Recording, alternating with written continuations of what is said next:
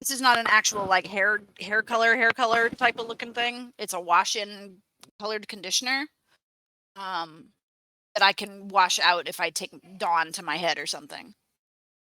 We've still got an hour, right? Oh, hey. I think we have less. We are supposed to be starting a game. Yeah, we're there's a missing note from Durro. the Traveler bot that says we are recording. Alrighty then, so language, people. Wait, Yep. Michael, have we been recording that whole time? Like, oh my god, with all the swearing? No. I will get over to you guys as soon as I can. I thought I had an hour, so I started cooking a little late. Ach, mein Gatten Himmel. That means I hope you're going to be at least listening, because tonight is gonna be a thing. I know, and I intend to get there as soon as I can, but I have family dinner. No, you're fine. I got scenes planned. Don't sweat it. Go do your dinner. We'll be here. Life before game. Exactly.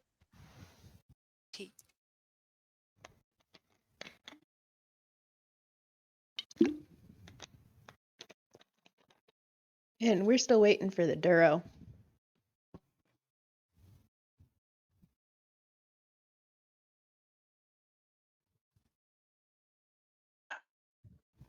All right, so we're going to go ahead and begin with Tesara. Okay. So everything is building up for the escape plan. Tesara has declared that there are a few things she wants to get as soon as the girls are in place and standing by. They are in the engine access tunnels in the landing strut, so they are safe.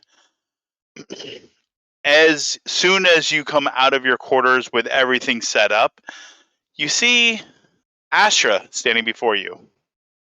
Well, you know her as a different name, but we're just going to call her Astra.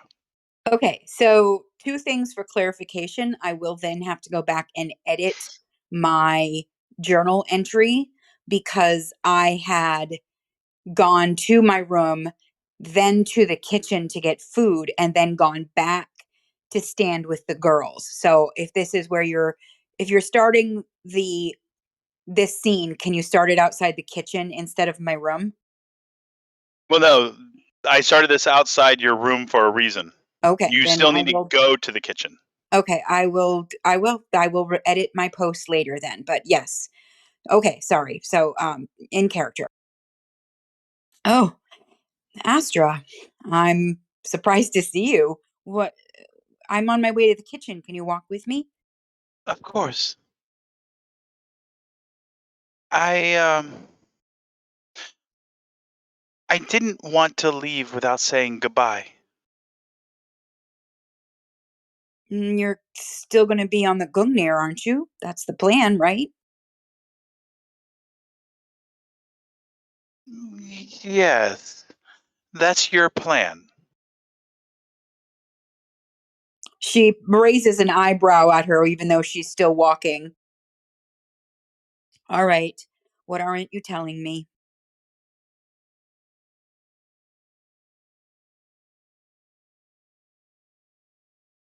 Astra had a different plan. Well, the clone had a different plan. And if she had remained, well, then you guys love her very much, like a sister. Well, she's you. I mean, she's not you, but she is you. So yes. She's got a good heart. You say she's a clone, and it doesn't really matter if she is or not. She's still a good person. You're right. It doesn't really matter. And she does deserve to have her own life. She shakes her head with a soft smile. But no, she's not me. And she'll walk you into the kitchen.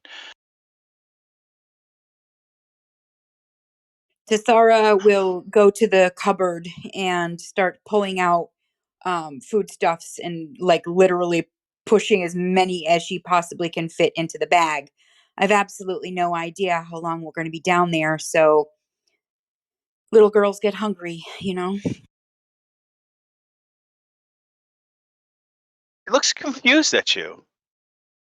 There are children? Tesara pauses, like mid shoving stuff into bags. Yes, oh, Astra, I'm so sorry.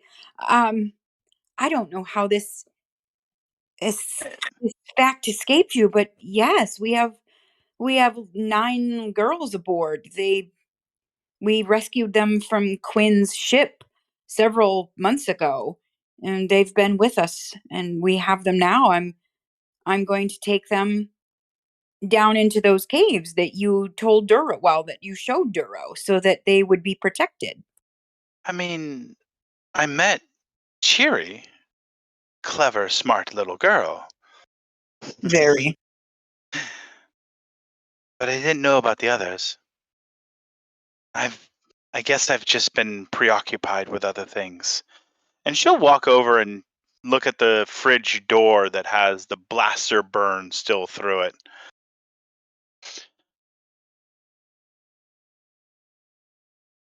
If a monster can love Astra enough to defend her, that does say a lot about who this clone really is. Astra, you are acting as if we will never see you again. You know something, and you're choosing not to tell me. Are you trying to say goodbye? She stops I her told you arm. I didn't want to leave without saying goodbye. Astra, please. What is it that you know that I don't? There is a very angry man coming. I know what he's looking for. I don't know why. But more importantly, I know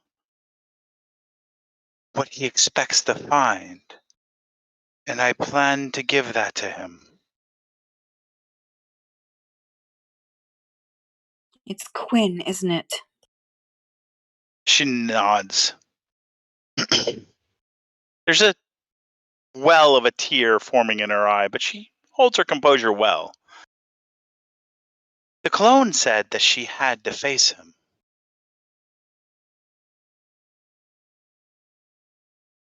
She is facing her fear. She was badly abused by him when they were captured earlier. He did some terrible things to her, and she has been terrified of him and using this opportunity to face her fear. He went dark, Astra. Very, very, very dark. He became a Sith. That's disappointing. Disappointing, frustrating, and painful. I used to think that he was a good man, even though we disagreed on many things.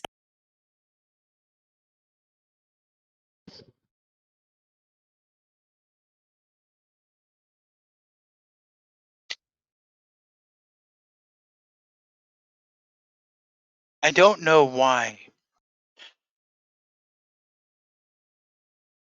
but he is very angry.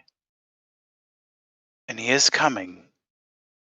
And if he doesn't find what he's looking for, if he doesn't find what he's expecting to find, you won't have a chance to escape.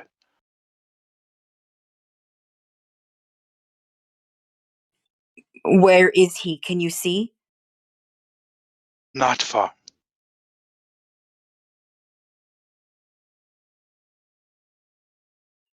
I have to go then. We have to get away as quickly as possible. We have to do it now. No. He jumps. Don't rush into things, Tesara. Trust in the Force. Your timing will happen. She closes her eyes, takes a deep breath. She calls the force into herself just to take a breath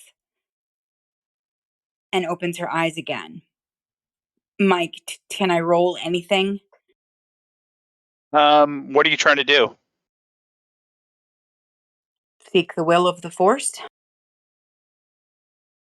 She reaches up, touches the side of your face.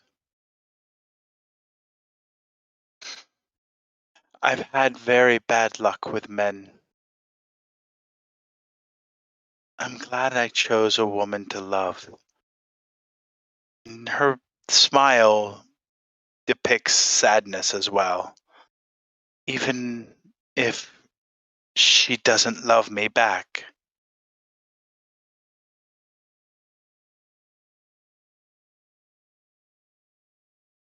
She puts her arms around Astra and hugs her. I She'll do return love the you. hug. I do love you. And I'm sorry that it can't be in the way that you want, but it doesn't mean that I don't love you. I never said that. But you know what I mean. I do. I asked Astra to deliver messages for me. I'll ask you the same. Well, first, forgive. Please remember to forgive. You know why you can't trust an honest person, but you can trust a liar.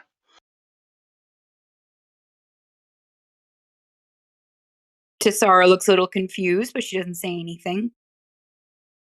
She'll smile.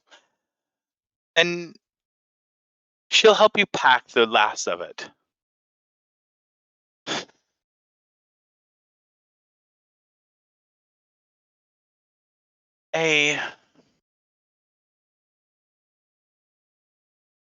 An honest person may or may not ever lie to you. You'll never truly know. But when you understand a person's nature, you'll always understand how they'll act, especially a liar.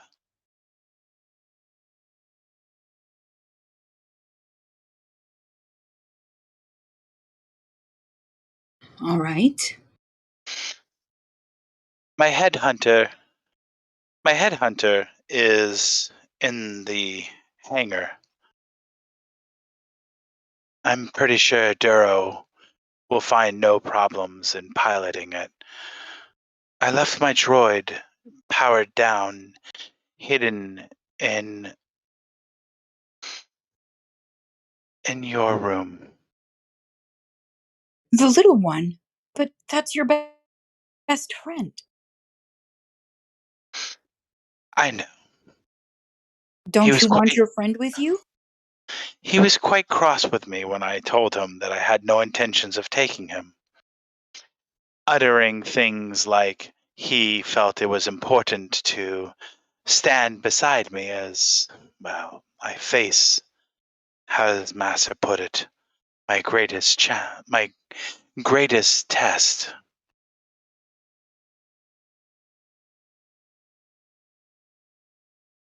So the headhunter is here. That's another ship. How many people does it hold? I don't know. It's not very big. It can only hold one, well, one comfortably, and if you want to squeeze somebody in the old droid socket, you could. That's where Twilight usually slumbers. She nods. She pulls the bag tighter to close it and then closes it. Sorry, I'm thinking about a backpack that out of character. That was random.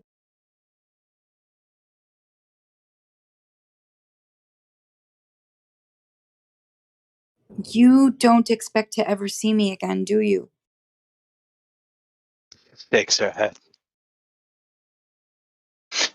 Much of the next couple of days are very blurry to me. Some are still feeling the effects of being fractured, and others, there are too many minds at play. No matter what, Tesara, you must promise me Durro must survive this. If nothing else, he must survive. He came to me in a vision, you know. So, yes, I believe you and I agree with you.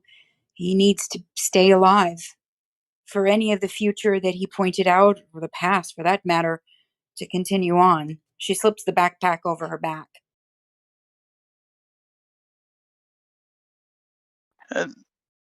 The Sith girl, Ashante. Yeah. I don't blame her.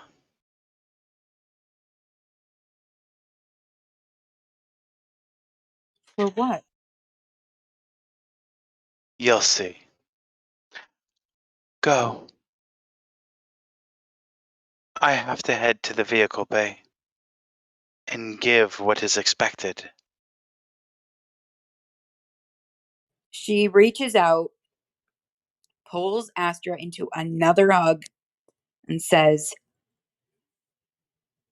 I will trust in the Force, but I trust I'll see you again as well. And she lets her go and steps back.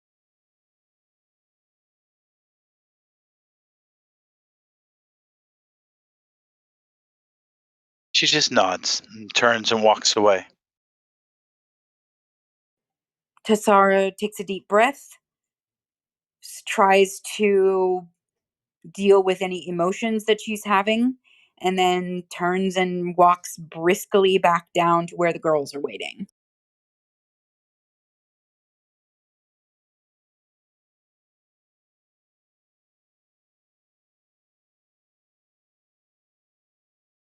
So before I close this scene and open the next scene, does anyone have any observation questions?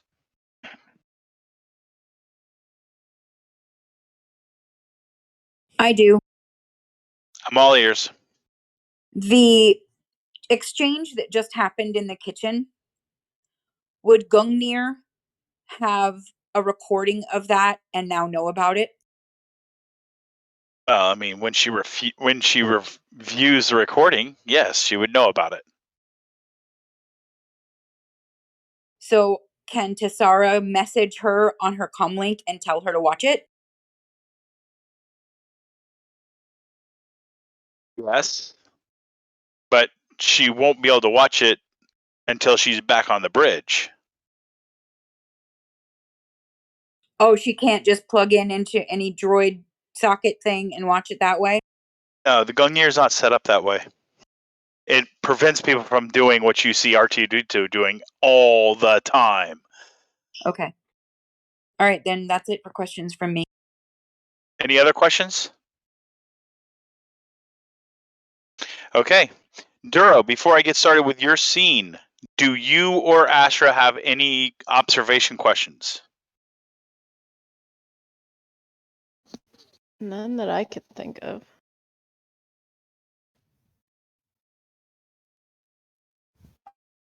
I'm just wondering where the planet Rome is. Say that one more time. Yeah, you broke up pretty badly. I am just wondering where planet Rome is. Oh, you'll see.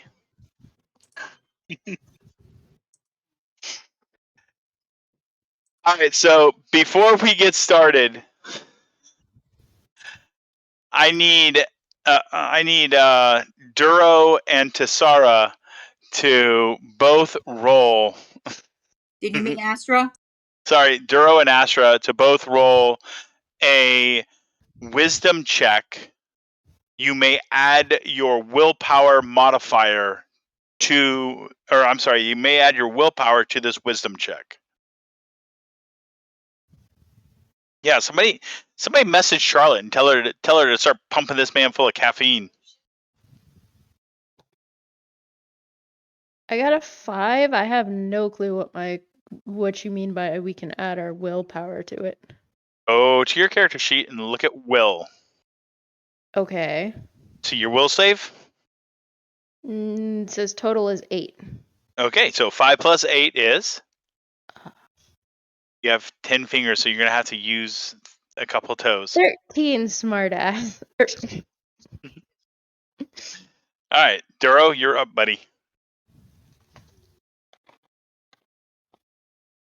Durro is 18. All right.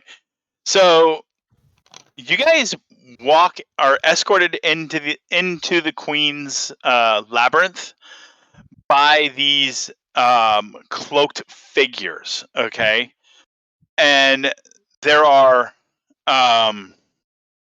a group that surround you plus an additional 8 along each wall as you walk in.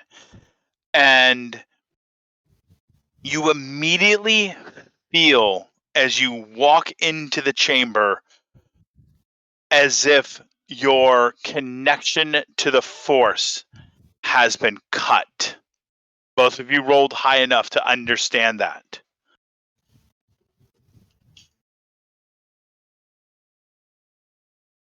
Astra looks at Durro.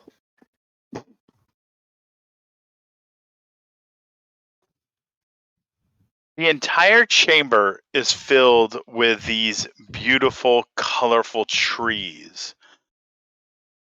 Along the trees, you see these reptilian-like creatures. Some of them have their fingers and tails woven into the trees themselves. You see a group of people in a circle. It looks like they're doing something, but you can't really get a good look at it without making a spot check.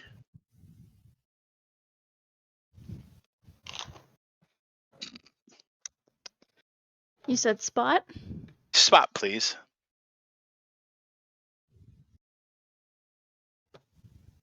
15. Durro.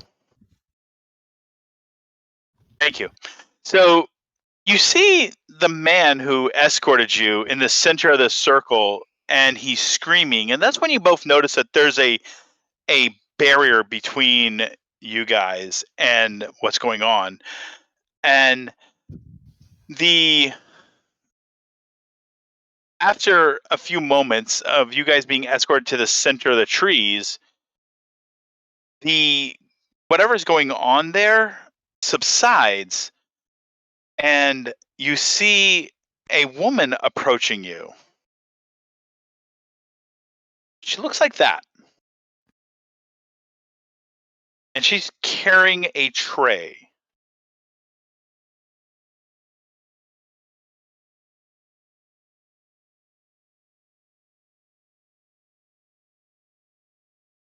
Ah. She walks up to y'all. She is alone carrying this tray, and she kind of walks with a trajectory towards Astra. I have been told, she says softly, that one of my worshippers has disobeyed and offended you. She presents a tray and pulls off the cover, and almost like a glove, from the middle of the forearm down to the very fingers, she presents his skin. And it is the exact hand that had struck you, Astra. I hope you'll accept my apologies. Presenting you the tray. Astra's frozen. She does not, like, her brain can't compute what just happened.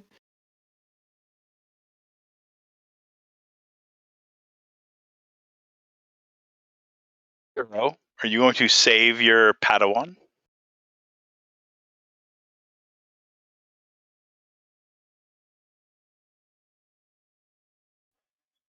The gesture is appreciated. I can certainly see why your people fear you. Allow me to introduce myself. I am Empress Eshe Glathendia Augustus, surviving daughter of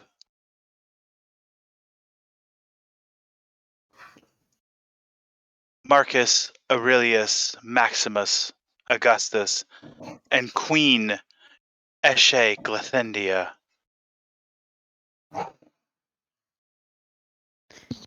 Welcome. Signing paperwork must be a pain.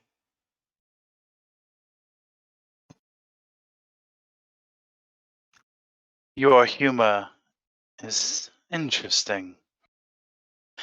I pose a question to you, she says, yet again presenting the tray to Astra to take the tray.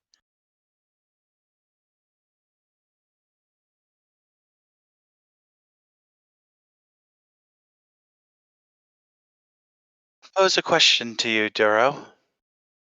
Or shall I call you Master Jedi? Or Master Thaltanus? You did not introduce yourself. Whichever you prefer. Just Durro is fine as well. I believe in respect in both opponents and friends. I hope at the end of the day we will be friends. My question to you, Master Thaltanus, is how many lives would you care to save today?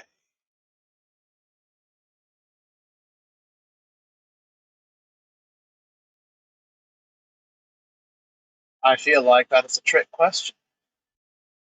You broke up, sir. I would prefer nobody had to die today. You're breaking up, sir. I feel like that is a trick question. I would prefer if nobody had to die today. I agree with you. I would prefer that you leave here the hero that legend has painted you to be. The hero of Warkenlitz. Let's play a game, shall we, Master Jedi? Come. And she'll lead you deeper into the chamber. As she is leading you guys in, you see two of these cloaked or robed figures taking the your Sith escort off, and you can see that his hand has been skinned. And Vienna is still here. You notice something on her arm.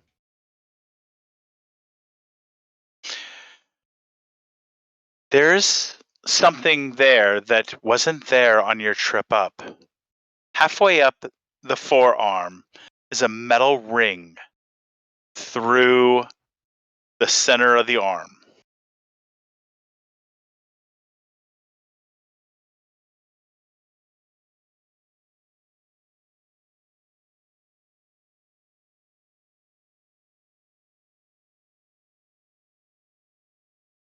Bring up the game table, and a large section of the floor will rise up.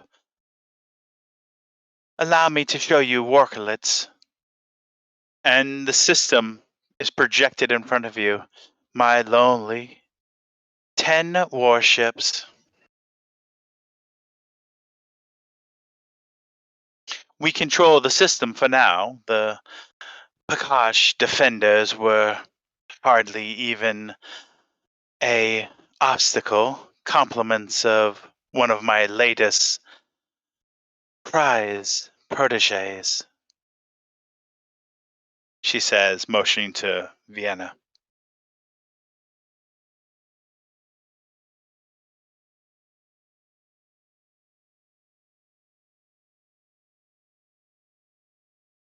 I only control a small section of the world. I have no reason to occupy more. But unfortunately, and she waves her hand, and you can see her physically manipulating the controls. They're virtual controls, nothing surprising to you, though it is a little bit more advanced than you've seen in this universe before, but not from your original universe. The Bakash, to their misfortune, has assembled a fleet of over 100 warships. 9 races have joined the call to arms against me. It appears they plan to exert their dominance over Walkerlitz again. It will be quite the devastating battle. I'm sure I would be horrifically outnumbered. Their fleets are still forming. We have roughly about 24 to 36 hours. And Durro, you're watching real-time intelligence. Their assembly point is being observed. There is but one problem that the Bakash have not accounted for. And she brings the map back to Walkerlitz and then brings back the resolution to the entire area of space. Here, this nebula hides my full armada. Over 1,000 warships. The Bakash will be destroyed. The relief force will be destroyed. Then I will start a rampage across this region to show all those races who joined the Bakash in this foolish counterstrike that any move against me, any move against the Steel Goddess will fail. I will destroy and burn world after world after world until my bloodlust has been fulfilled. Here's where you come in, Master Thaltanus. I have but one desire here on this world. I want your pawn. Are you willing to sacrifice one game piece to save all those lives? I will return to my borders. I will withdraw my forces. I have no reason to pursue the Bakash. No attack would have happened. No slight would have been leveled against me. Therefore, I can peacefully leave. You can have this worthless world with its lizard-like pests, and you can return and be a hero, all at the expense of one immature child.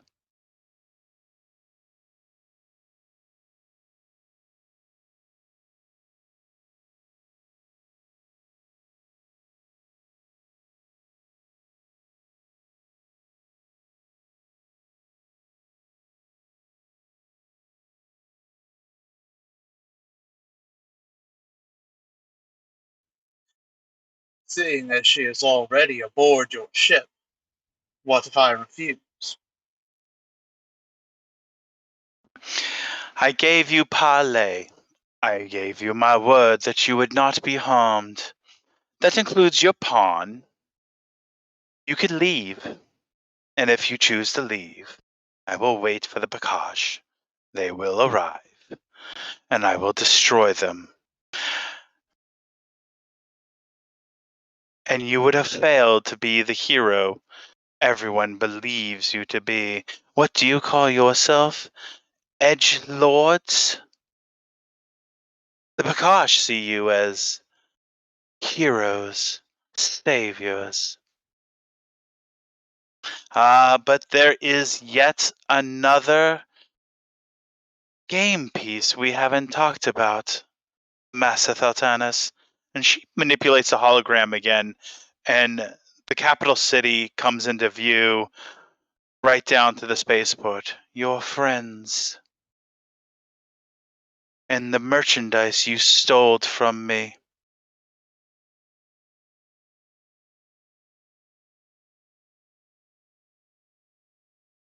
Are they now planning to make their escape? Or are you banking that the legendary hunter will save them?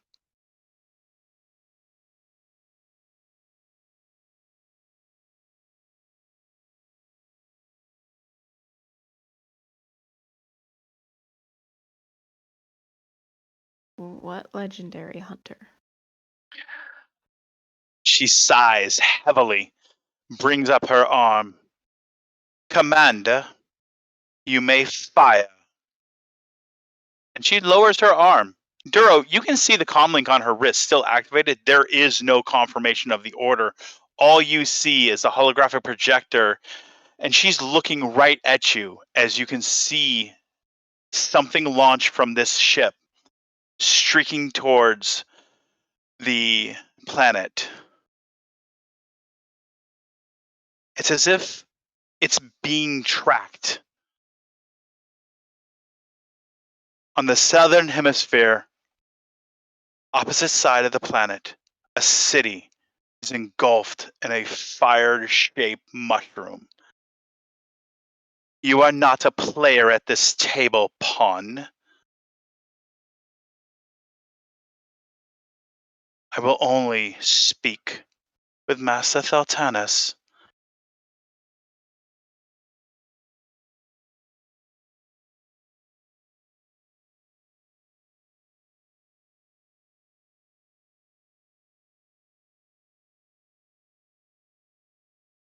Durro, you can see the city burning under the mushroom cloud.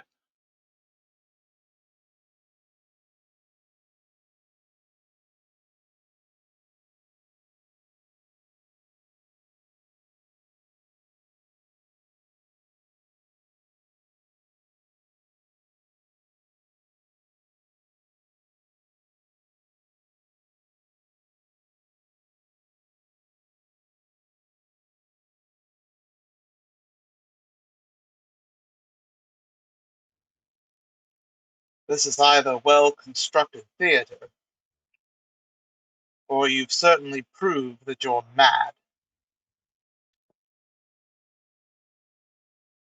I'd like to believe, a master of games. And you come highly recommended as a master strategist.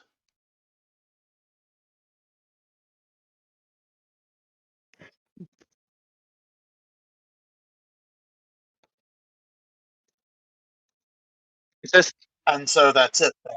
You wish to pit yourself against me. did you expect us to battle like barbarians wielding your lightsabers?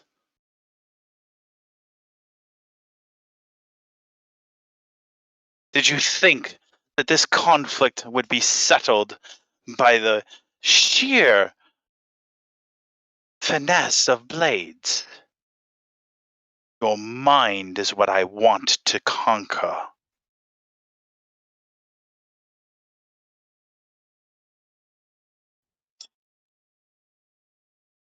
No, I was not expecting a contest of martial skill. If you've studied me, you know that I consider such things a last resort. However, there are plenty of, well, less deadly games, if not to us, then to whole populations of planets and hundreds of various sized warships, thousands of lives at stake. Unless you only enjoy such high stakes gameplay.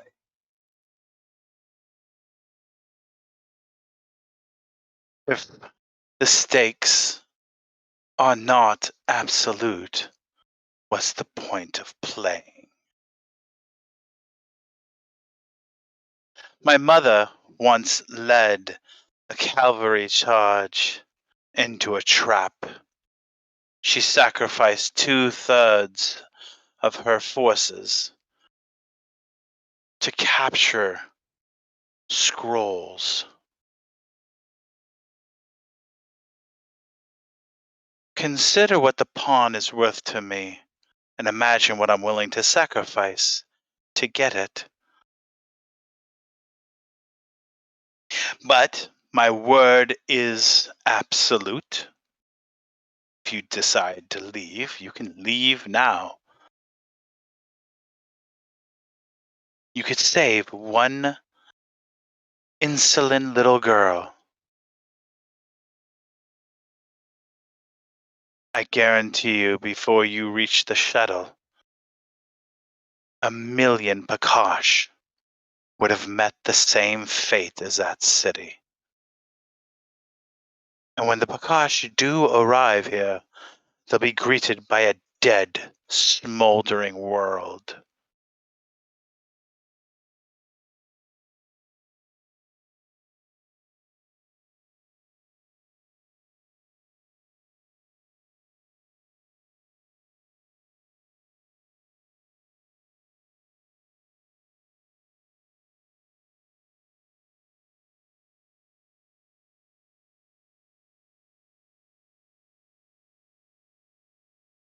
Would you care to leave, Master Thaltanus? Or do you wish to continue to be my honored guest?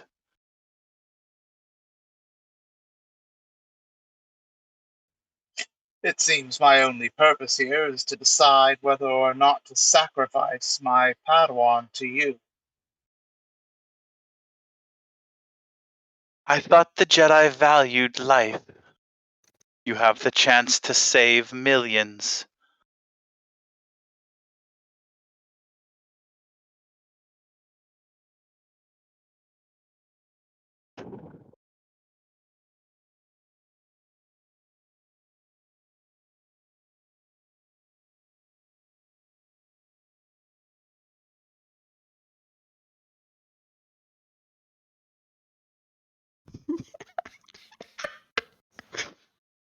I'm sorry, that's not an in-character giggle.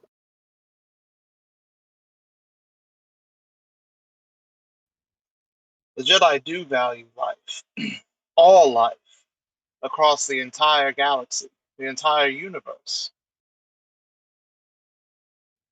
So you've made your opening bid. Now I suppose I get to counter. You know the game pieces. You may occupy the game board as you wish. Any one of my acolytes will tend to your needs.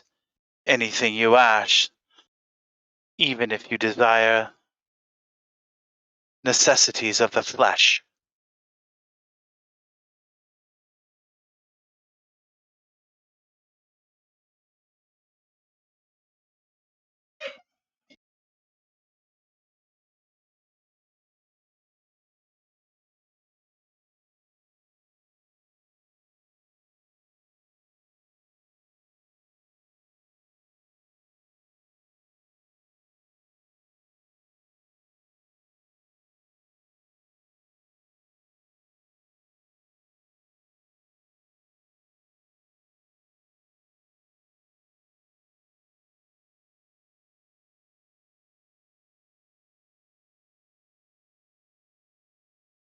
All right, I'm gonna give Durro a moment out of the seat, and I'm gonna bounce over to Krisk. Are you ready to play? All right, we're gonna bounce down to the planet's surface.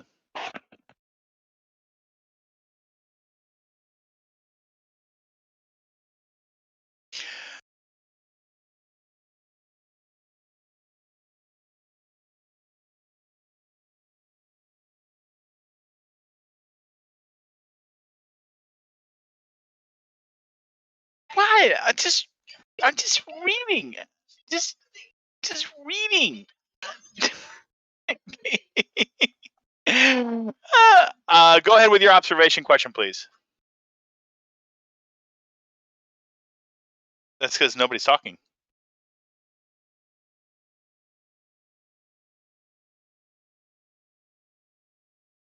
Well, aside from you. I know. Trying to. Lucky I can't see shit. That's an entirely different focus point.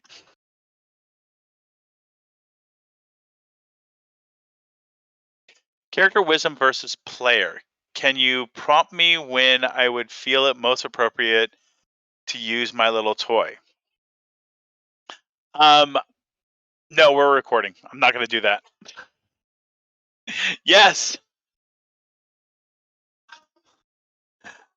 Okay, sorry, I was choking down Pringles at the time when you asked if I was ready. I was like, oh crud. No, that's okay. So the smoke diversion goes off as you guys expected it to. See, that's what happens when you miss staff meetings. Chris, you're the first one out because you're the strongest and easily able to manhandle that manhole cover. You got it. Shields on back is that manhole cover and move it as quickly as possible, staying low. Okay, so you open up the manhole cover. Who is the first one going down the manhole?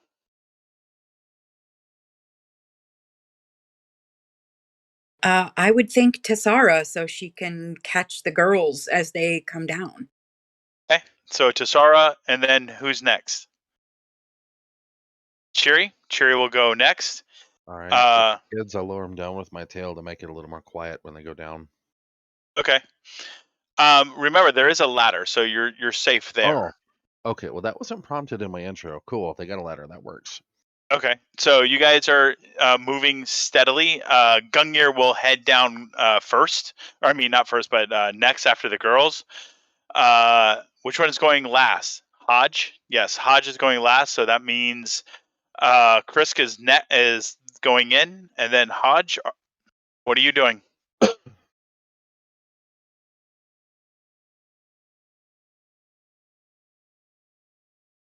Okay.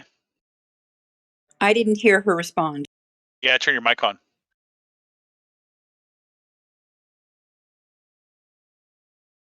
No.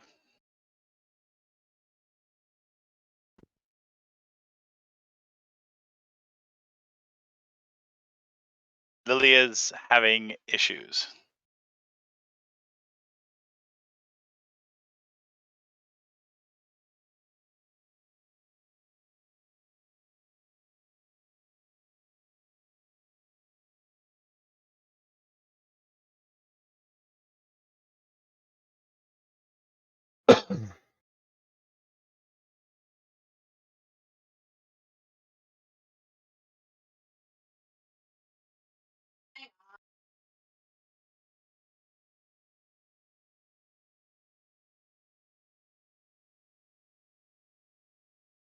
Okay. Well, at least she's there, so we have an intermediary.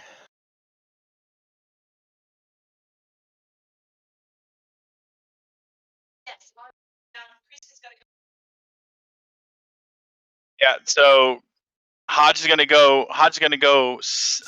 Next with Chris going down last. So I can close the lid above us. Makes sense. Exactly.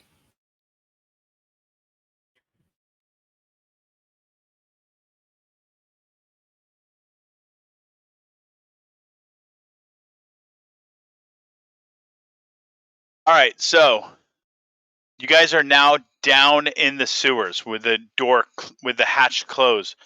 Who is going next? Or I'm sorry, what's going to be the marching order? Now, just to give you guys an idea, Krisk literally can stand all the way up, hold that shield, and block the entire corridor. I'm also assuming I'm the only one who could see fairly well in the dark if there's something else moving. That is also correct. Sounds like I'm in the front unless something changes. Out of If that's character true, question. Sorry, go ahead. no, go ahead. Out of character question. If Tesara was to try and use sense force or see force, would it be difficult because there's too many force users in this group right now? You can try to use C-Force. You can try to use C-Force. You need to go ahead and make a dice roll. 14. Okay. You do sense other life forms down here with you. And I'm not talking like rats and frogs. So she'll look at Hodge and whisper, I can sense other force sensitives down here. You mean outside of us? She nods.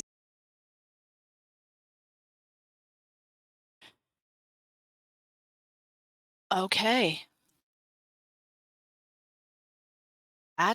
Can you tell where? Can I roll again, Mike? Or do I have to go on what I already rolled? You have to go on what you already know. No, but I can sense that they are not animals, so no, unfortunately, I cannot tell how close or how far away they might be. But we should proceed, but very, very cautiously. Do you have your blaster pistol? I do. I have my bow and my blaster pistol and my lightsaber. I don't think, and she looks around, I don't know that your lightsaber or your bow is going to be of any use down here, but good on you for bringing them. If nothing else, it'll be able to light our way. Agreed. Saber?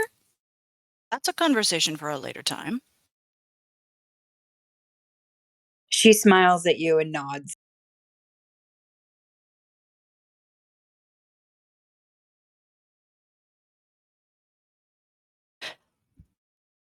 Krisk is going first. The two of Blaster ready, us. shield rat. Again, please? Oh, blaster at the ready, shield up, and moving through the corridor. When we're ready, anyway. Let's keep the girls. Tesara, you and I at the rear. Let's keep him up front with the shield and the girls in between us. Agreed. Do you want my blaster pistol for your other hand? 2 hands. Yes. She quickly gets inside of her bag and hands Haj the other blaster pistol.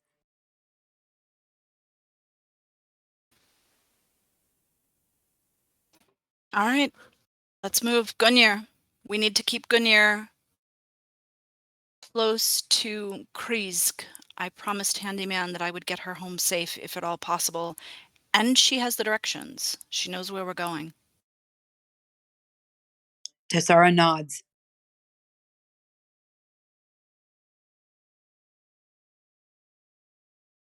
Sounds like we're ready to move.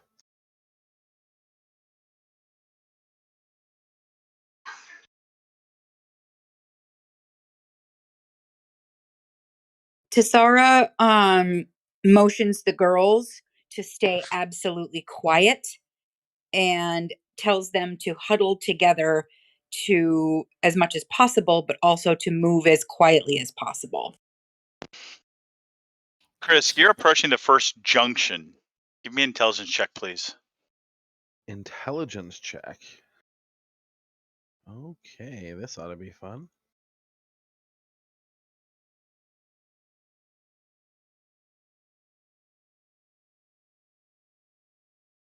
We have a 15. As you're moving cautiously down the corridor, because you guys are moving cautiously.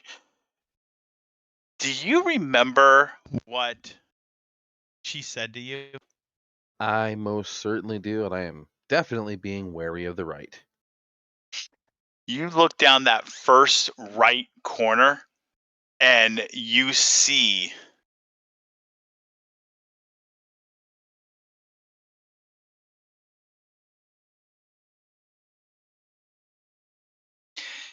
that being escorted by 3 Sith warriors. And the moment it sees you, give me an initiative check. All right. Now, this is just a question for player versus character. On the character sheet, can I just click the dice icon, or do I need to? You sure can. Okay, because I don't know how Roll20 works super well. Yeah. And just to let you know, had you not first looked right, if you had made it like maybe left, this would be a surprise round and it would be firing at you. Right. Well, I got initiative of 21.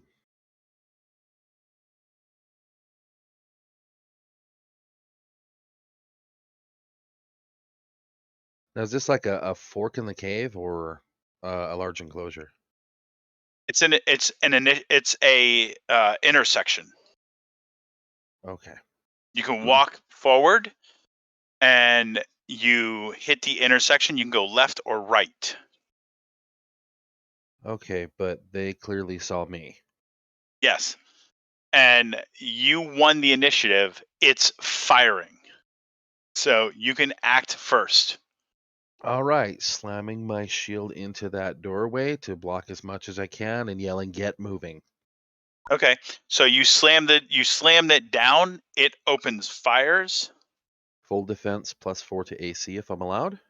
No, don't worry about it because it's hitting that shield, making a horrific sound as you hear metal, being slammed up against your shield. It's hitting you so hard, it's literally pushing you, but it's not Okay. penetrating the shield. Well, girls, I think it's time to get moving. Out of character, wouldn't we have already started to run the second we heard firing? And the minute he said run? Yep. Going left, you can run left and you go maybe 50 meters and you can turn left or right. If you go right, that's following the map that Durro and Clone Astra had helped you guys make.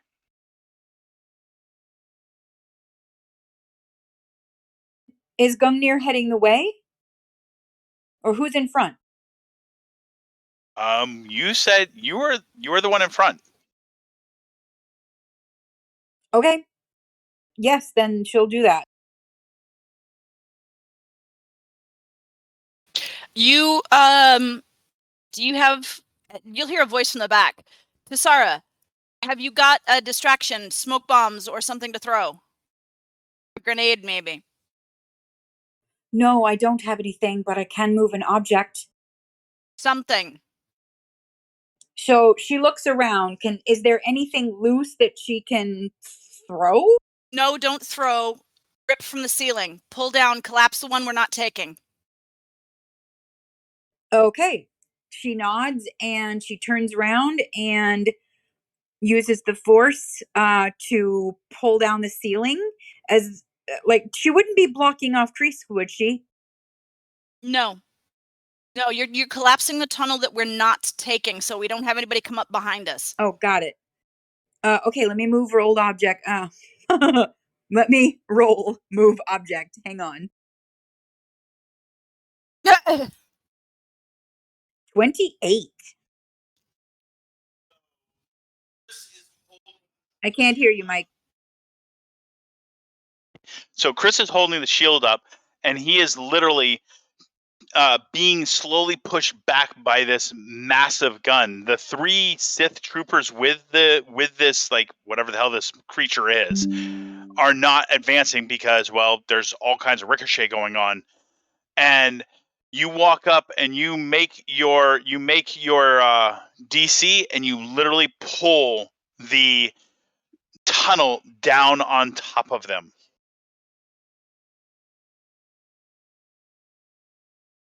Tesara does this little like squeak of excitement and then she brushes the girls along.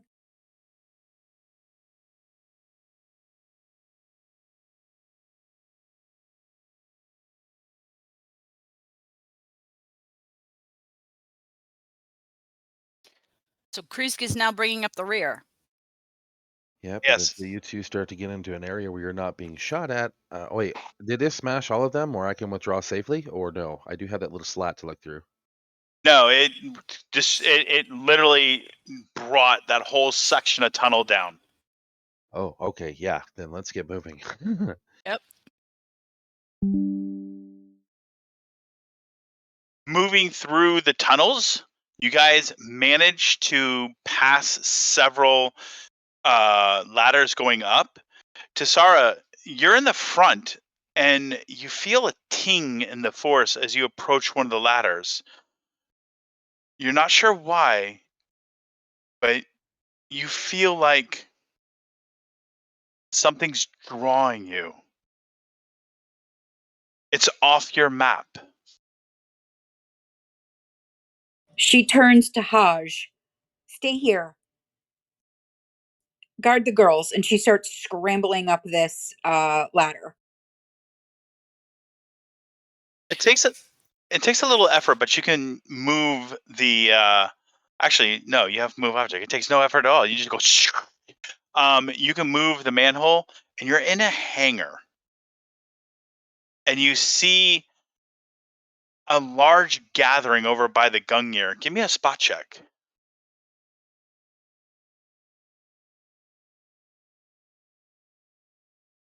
$20, but not nat 20. That's enough to see. You're looking and you're watching this battle between Urius Chun and Quinn. What? Quinn is Tesara is actually like harsh whispering. What? Quinn is definitely playing it conservative. I mean, my God, this is one of the best swordsmen in the galaxy. This is one of the most legendary Jedi hunters to ever exist. Tesara looks down at Haj below her. It looks like Quinn is fighting against Urius Chun, but Urius is dead. That might be Ashanti. Fighting against who? Sarah, get down here. Tesara looks once more. They're still completely engaged in each other, right? No. You notice out of the corner of Urius's eyes, he spots you. And he raises up his sword in a very Durro fashion, as if, a salute. And Urius, or not Urius, but Quinn backs up a little bit, and you hear Astra's voice in your mind. Run. And not Urius, but Quinn feints an attack, but pulls back at the last minute as a pair of Sith troopers stun. And you watch Astra fall to the ground. Tesara drops the manhole cover and literally force jumps down. Run. And her voice is shaky, but she's like she's demanding it. Run. Gungnir has the coordinates where we're supposed to be going. We need to follow her. We don't know what's ahead. We'll have to take the lead again. So let's do it. Stay in the back. Let me take lead. Gungnir, let's go. Sounds good to me. Gungnir will lead you guys safely to the crystal cave and deep within, where Astra told you the best hiding area was. Tesara is shaking, but she is like firm and resolute and not sounding hysterical. She is making sure the girls all get in there safely, that nobody lost a backpack or a kitten or anything. And she's waiting to see what to do next. Okay, so I'm going to pause you guys. We're going to go back to I have a finger. No? Okay. We're going to go back to Durro and Astra. Before I jump in with you guys, I want to make sure you guys are ready mentally and emotionally. I am.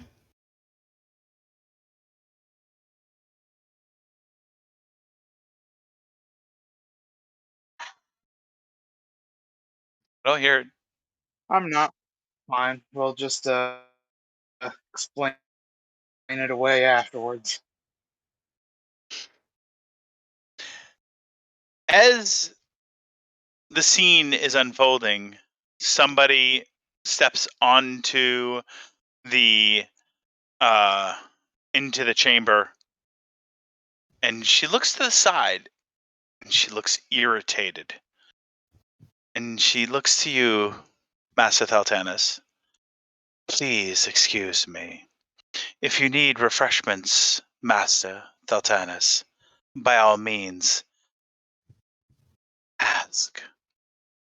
And she turns and walks away briskly towards the newcomer.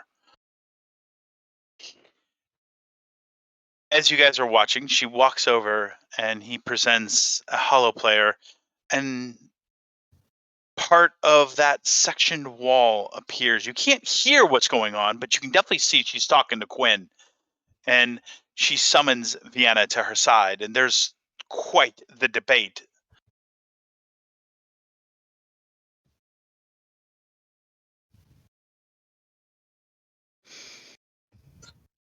I'm going to guess things are not going as well as she would have hoped. Possibly not. Both of you see Vienna point to Astra.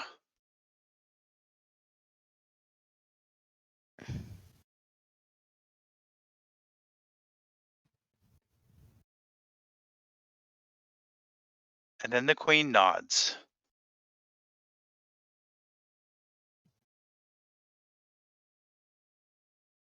And she calmly returns after ending the communication. Before I bring the Queen back in, do you want to communicate between each other?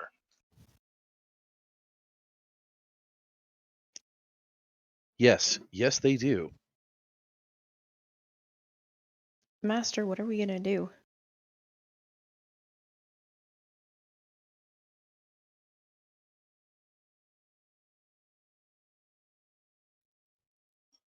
I'm not sure. I would like to follow the will and guidance of the Force, but in this room, it seems that avenue is removed from us.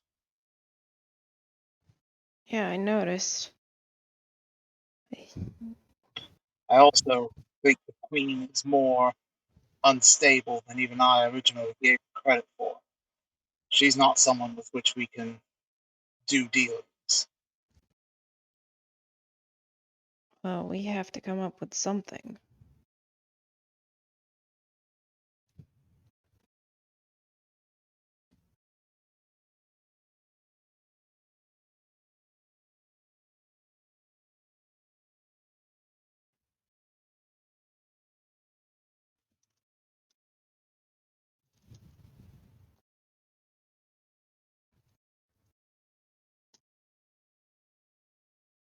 She has a reason for wanting my ability. Let's find out what the reason is. That might give us some cards. I already know what the reason is, and she cannot get your abilities.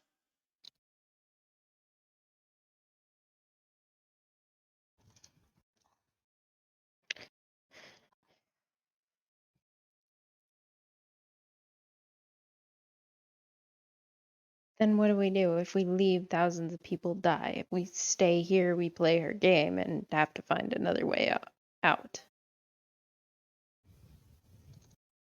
I was hoping some kind of agreement would be reached, but this woman is madder than a bag of cats. That's why I said let's find the reason she wants my ability. Perhaps she simply wants to Again, see already one know, possible future. I already know the reason she wants your abilities. again, she cannot, under any circumstances, get. Yes, master.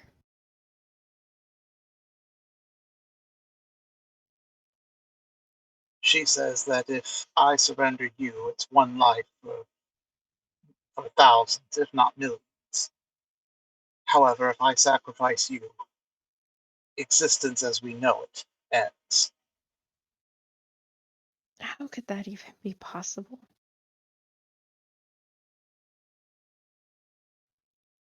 The dark side of the Force is a pathway to many abilities some consider to be unnatural.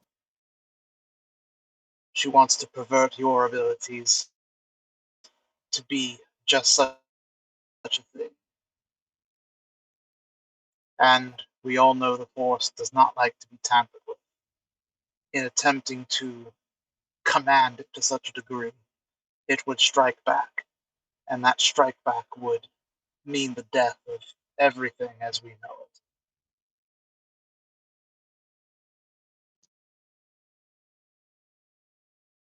And I suppose trying to warn her of that would be a bad idea. She would think we are just trying to convince her to stop her desired path, to dissuade her from what she's already decided she wants. Well, I mean, It that would fall is on deaf what we ears. trying to do. Yes, master. But yeah, but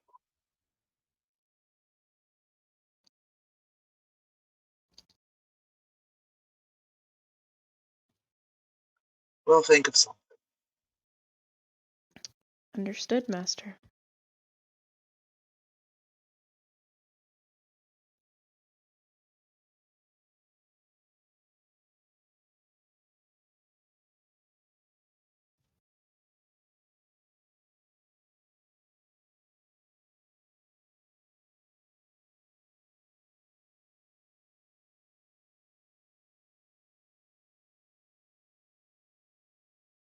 I think we're waiting on the mic, am I correct?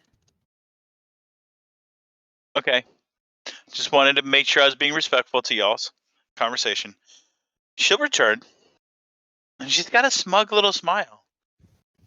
Illusions, Master Thaltanus. I have to admit I underestimated your first move on the battlefield. Or shall I say, the game board. And she'll bring up the map of the spaceport and put a blue glow over the Gungnir. Clever distraction.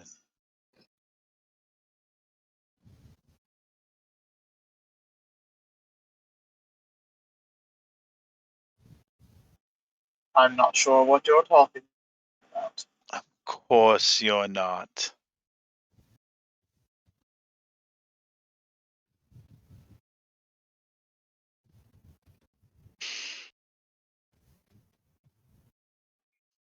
You know, as I told your slaves, were they? I could use a good cup of tea right now. And she I was promised a feast, and but I she said tea alone. and she'll reach up and clap her hands, and the message was well received, merely waiting for you to make the request. I didn't want to rush or make you feel obligated.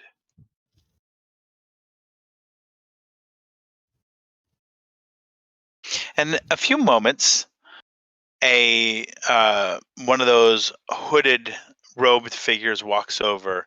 It's a male, and he presents a tray between the two of you. There's a pot with 2 teacups. There's also some type of looks like some type of vegetables, and he'll set it down on the table between you two.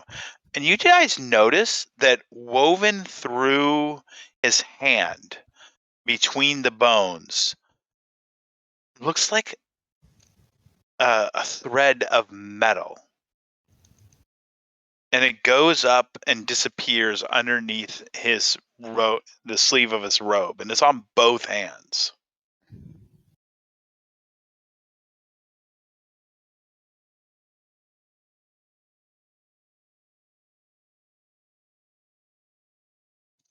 We lost somebody. I have no clue who. It was not Durro. Astral, look at the man that dropped the tray off. Can I see your hands?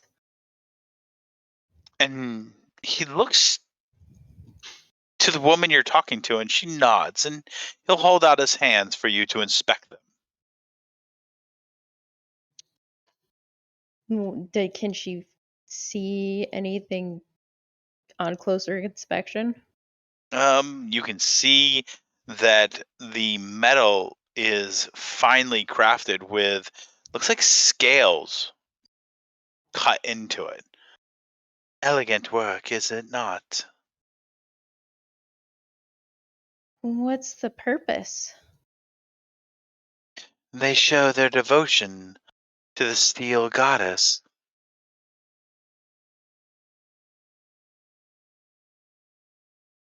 So this metal is just implanted into them?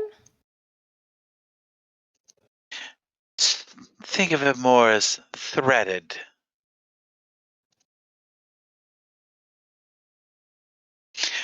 Disrobe.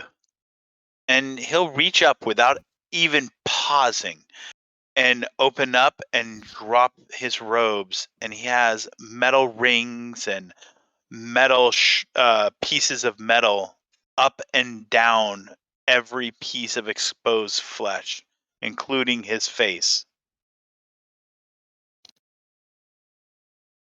Astra looks startled and she's like, and this metal has no other purpose?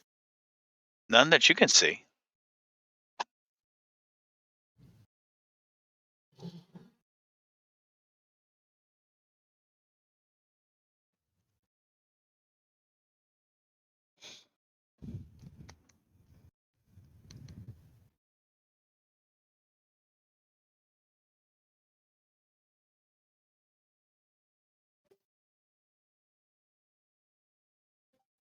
Yay, he's back.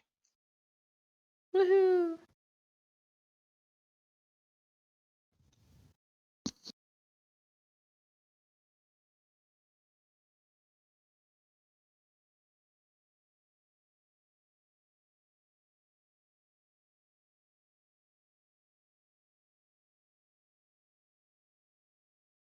think Duro's having difficulties on his end.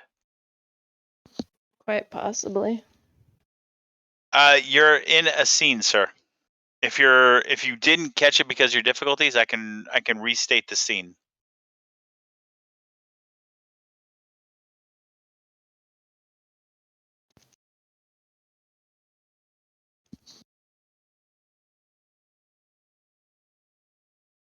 So, what was the last thing you heard, Durro? Last thing I heard was Astra wanting to inspect the dude's metal wrists. Okay, so he held out his hands, and she saw at closer inspection that metal thread had very fine carvings on it. Looks like scales. And what happened was, it looks like it's woven through his hand and disappears up his sleeve. And she was talking to the Sith Queen, and the Sith Queen asked regarding about, does it serve any other purpose? And she told the man to disrobe, and what he did was he reached up without second thought and took off his robe, so he's just wearing a pair of pants and a very thin shirt, and you can see he's got metal all over him.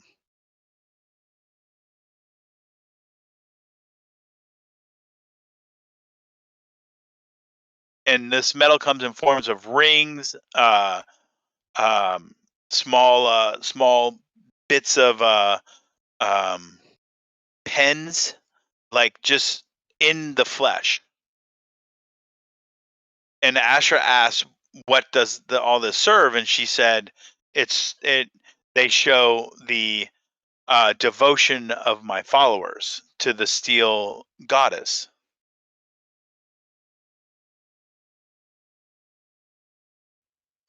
Yes, but he must be terrified to walk out during a thunderstorm.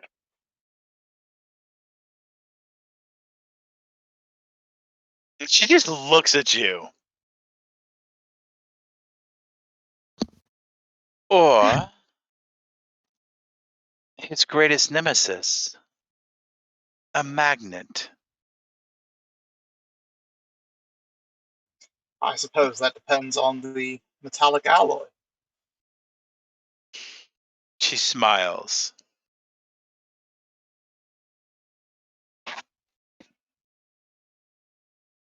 Going through transport security must also be a nightmare. Luckily, we have VIP status wherever we go. Such things are not a problem. You may leave us. And he reaches out and picks up his robes and he puts it back on and returns to the others. I appreciate a sharp sense of style. Very piercing, right to the point.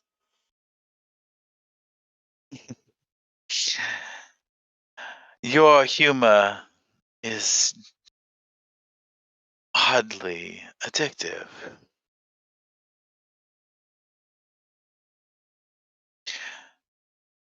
I guess it's my time to make my move. And she'll reach over, touch the spaceport,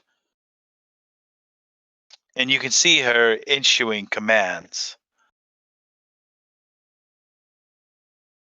And she wipes her hand over the screen, and the commands are sent. Give me a spot check, please.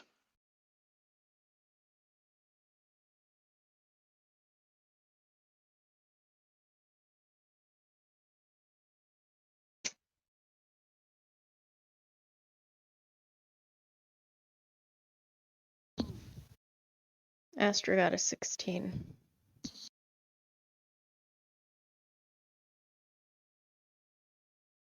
Ugh. So, Astra, you can see as she's typing, and you're looking at the backside of it. That's, and it's kind of hard reading backwards, but you can make it out that the order she's giving is recover the merchandise. Everything else is expendable. Oh crap, Astra can't use telepathy, can she? Nope. Master.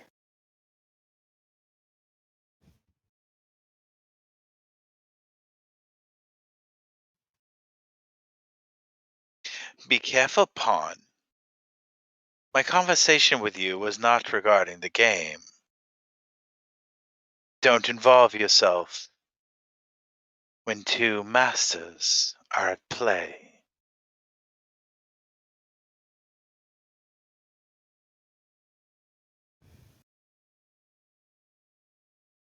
Astra will smile tightly.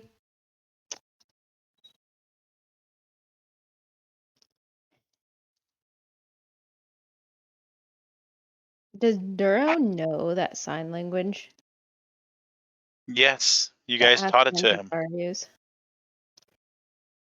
Oh. Oh my. Astra will move so she's within Durro's field of view, and she'll sign that information to him.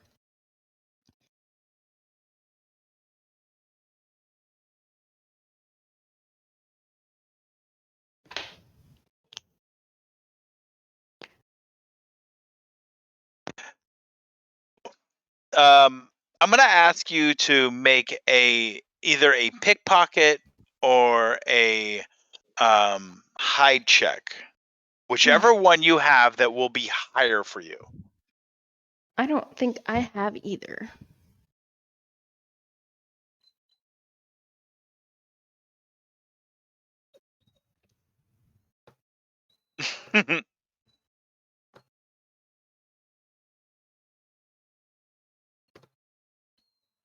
I've got an 11 for Okay. hide.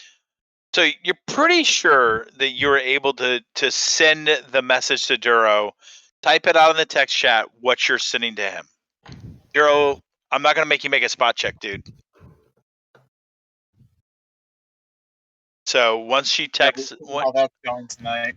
yeah, once she sends the message, you'll receive it.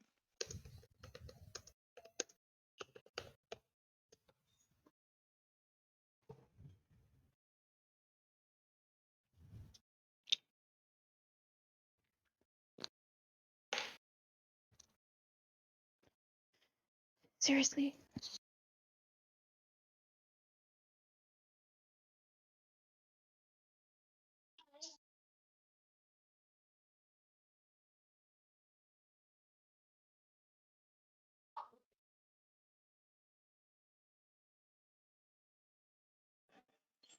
Durro nods, but with his hand on his chin, makes it look like a contemplative head movement.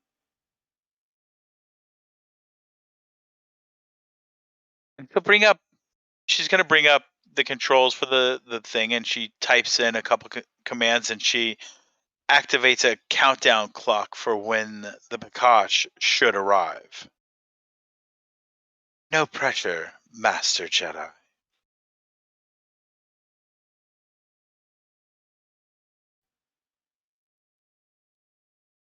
Oh, I was supposed to be feeling pressure? He glances at his cup of tea. I've been going about this all wrong then. You like it? The tea. Well, it's serviceable. I find that very few people know how to make a good cup of tea. If it's not to your satisfaction, I'll have the person who prepared it severely punished. I did make extensive preparations for this meeting. As I've said before, you are legendary. Yes, and I'm wondering where those legends come from. Where have I become such a legend?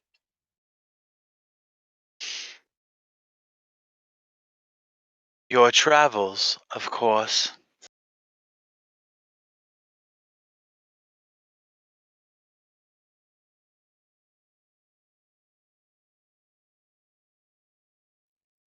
I see.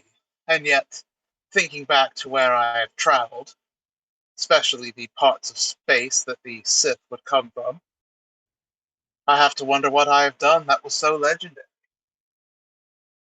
You outsmarted one of the best Jedi hunters in the galaxy. You bested the swarm on Debrillium. You assassinated the Grand Master of the Olivon Order right underneath their very noses. You are quite legendary, Master Thaltanus. And all done by using your beautiful mind. Well, truth be told, I can't take credit for all of that. As goes your modesty.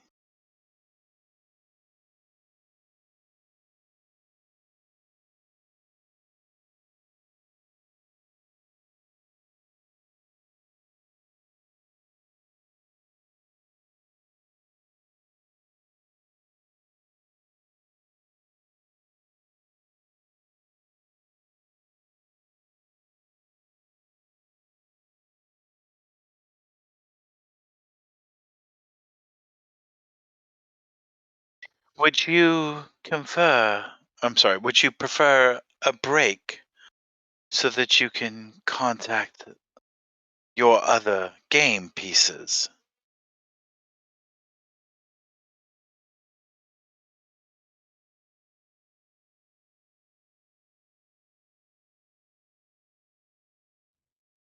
Truthfully, I'm wondering if the entire game must be played in this chamber. I prefer this chamber over anywhere else in the galaxy, and you are my guest.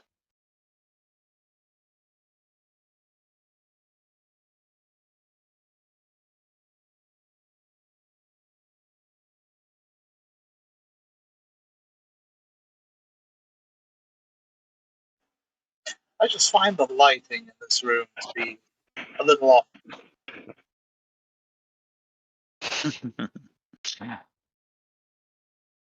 Would you prefer to see your quarters? There won't be such limitations in lighting.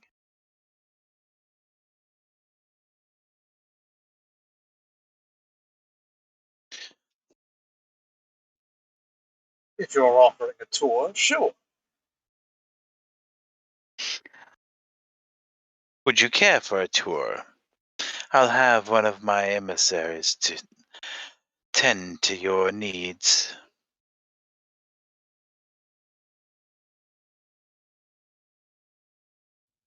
Durro will nod, place down his teacup. And she motions over, and Vienna will return. Escort them to their quarters and make sure that their needs are tended to. If they desire to leave, make sure they do. They are not prisoners and are not meant to be treated as such. Yes. And she motions you to follow her.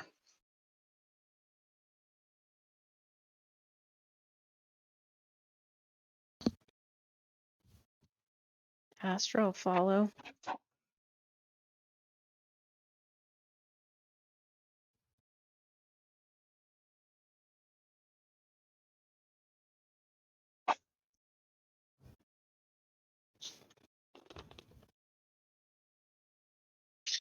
And as you are walking halfway across the room, you hear her call out, Master Feltanus.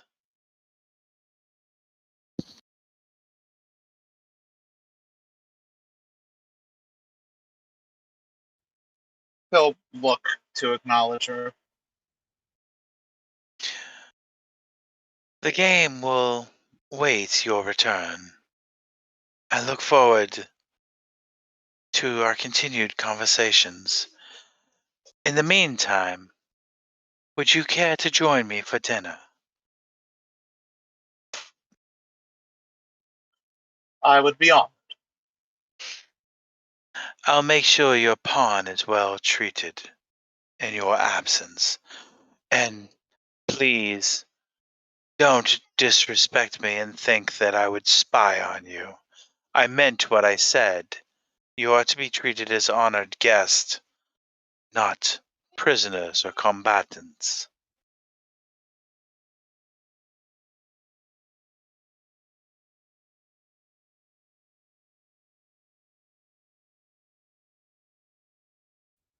Durro will nod again. And Vienna will escort you two out of the chamber, through a bunch of corridors, to probably one of the most lavished rooms either of you has ever seen. The first thing you notice as you walk in is this mammoth wading pool that's roughly about waist deep, and there's this marble fountain in the middle, and there's these beautiful ivory or marble pillars along the side. It's very elegant. There's two areas for sleeping. There's lighting done up by torches. It's just beautiful.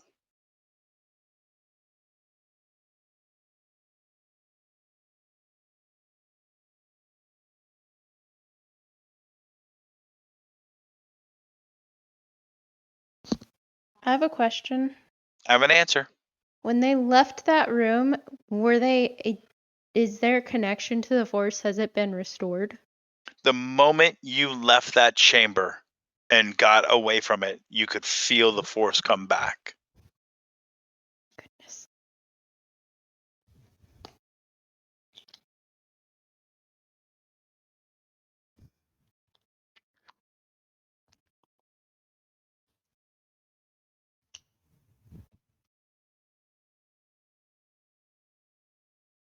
I'm gonna go check on something. I'm gonna go check on something real quick. Durro, if you need to communicate with anybody, please go ahead and do so. I will not be returning to a scene with you. Maybe Astra, but no. Wait, hold on. Duro can make a observation that it has something to do with either the trees, or the animals in the trees. You're not sure what, but it's got to be one of those two.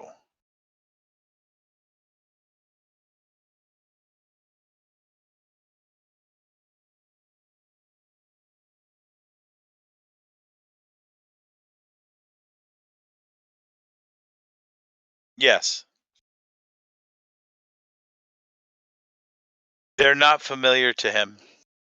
Because if he knew the trees, he'd know the animals inside them.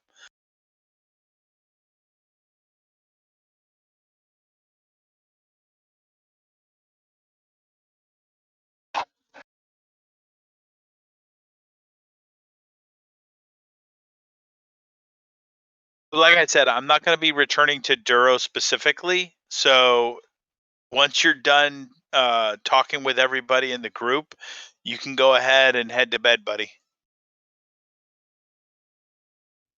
All right, I appreciate it. Hopefully, on Thursday, I won't be so tired.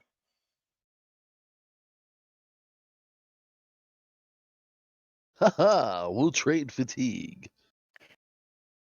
Master, Are Duro and Astra still together, or yes, they're They still together.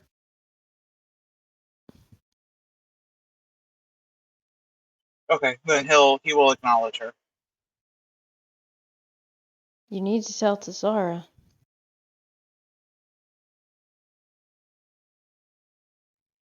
What, the Sith are after the girls? Yeah, I couldn't get the full message to you without her seeing. They're after the girls and they'll kill anyone in their way.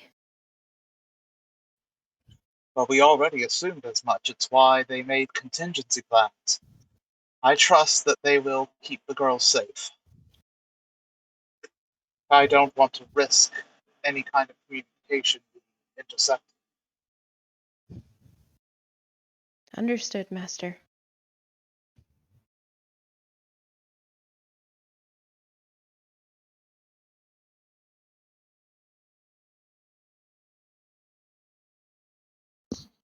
You think of the Queen's chambers, Wait, this room or the one we were just in? the one we were just in. Thank you. Unnerving. Yes. It's either the trees or the lizards. And there's living things that can cut off our connection to the Force. There are a lot of strange things in this galaxy, Astra. Nothing really surprises me anymore. You see something strange and unexplainable, and you go, huh, that's different. But Yeah, you're not really surprised. true. We still need to figure out how to get out of this without everyone getting captured. Yes, I know. The trouble is, she is so single-mindedly focused on you. I'm not sure what I could possibly offer that would be appealing to her, other than you. That focus is the key, Master. We just need to figure out how to turn that into a weapon.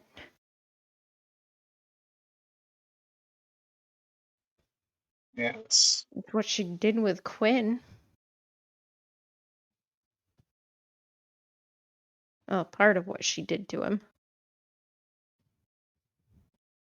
Perhaps.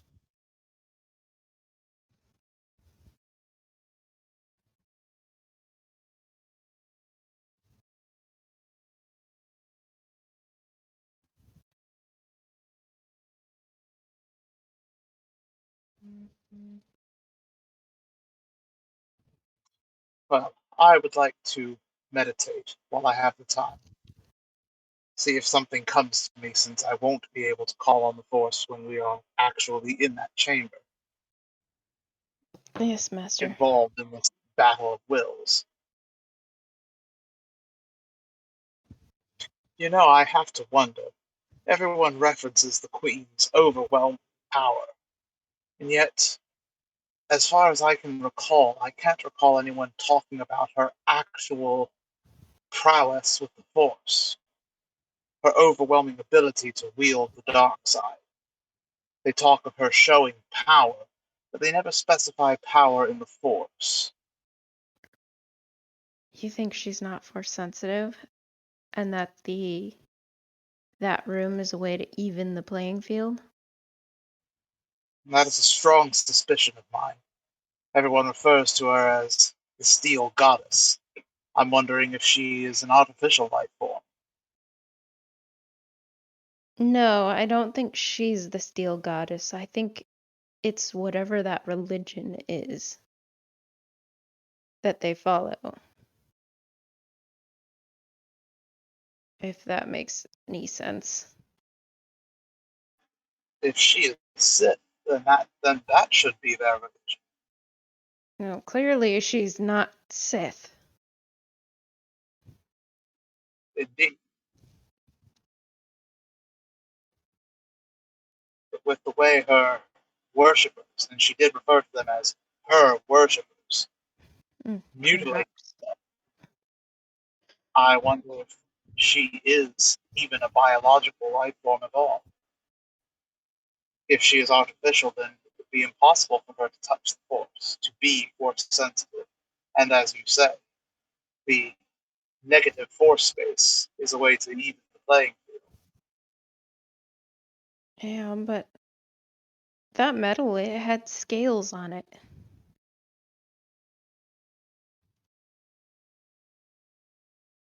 Again, so many odd things in this galaxy.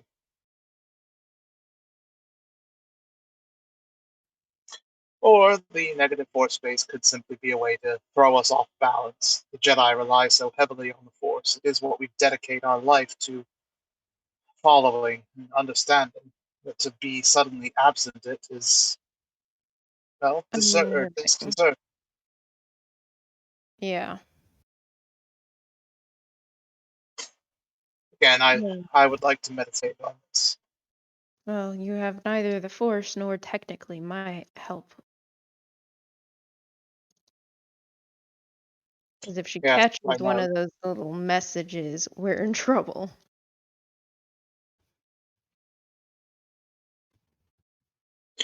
You are definitely a piece on the board, but you are not the one she wishes to pit herself against. And for the record, you are not a pawn. I know. She's trying to piss me off, I'm pretty sure. Oh, I have no doubt. Why else would she have such a gruesome display right when we walk in the room? Everything that we experienced was carefully constructed to throw us off balance, to put us on our back foot, to make sure that the deck was stacked in her favor. Just keep that in mind and try to see through all the smoke and mirrors. I wonder if we can put her on her back foot. I wonder where that male is gone. If they haven't treated him yet, I could possibly use the Force and maybe gain an ally.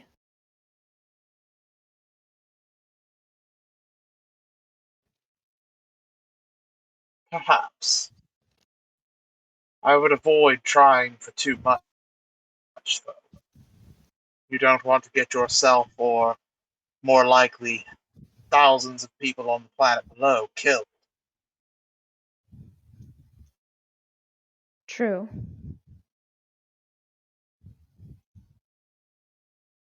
Although with us being in a negative force bubble, I have to wonder how much of that display was pure theater. Literal smoke and mirrors via hologram. We wouldn't feel any deaths of the force because, well, we couldn't access the force. And a small part of me wonders if that wasn't part of the point. You could reach out and feel it now, Master.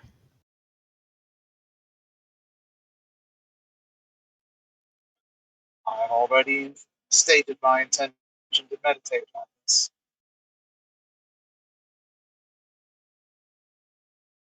Yes, I will stay out of trouble. Good. We will get through this, and we will escape walkers. Soon all this will be behind us. Hopefully, Master. I know it will. Trust in the Force and in our training. Durro, Yes, Master. just a heads up, you have not far seen. So if you wish to do that while you're meditating, let me know. I am aware, and I do not want to make any decisions while I'm exhausted. Understood.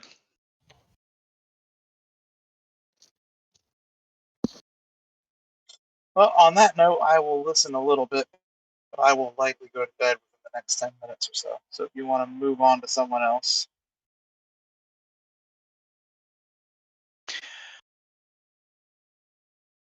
All right. So, Tesara, Hodge, Krisk, you guys are now in the crystal cave. Everything is set up. You are pretty sure that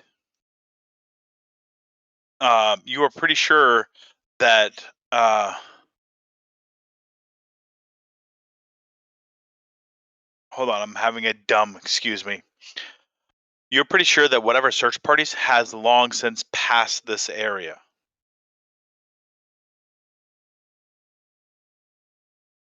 Okay.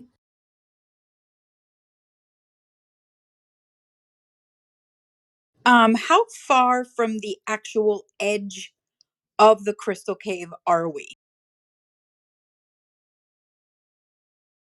You're in the heart of the crystal cavern.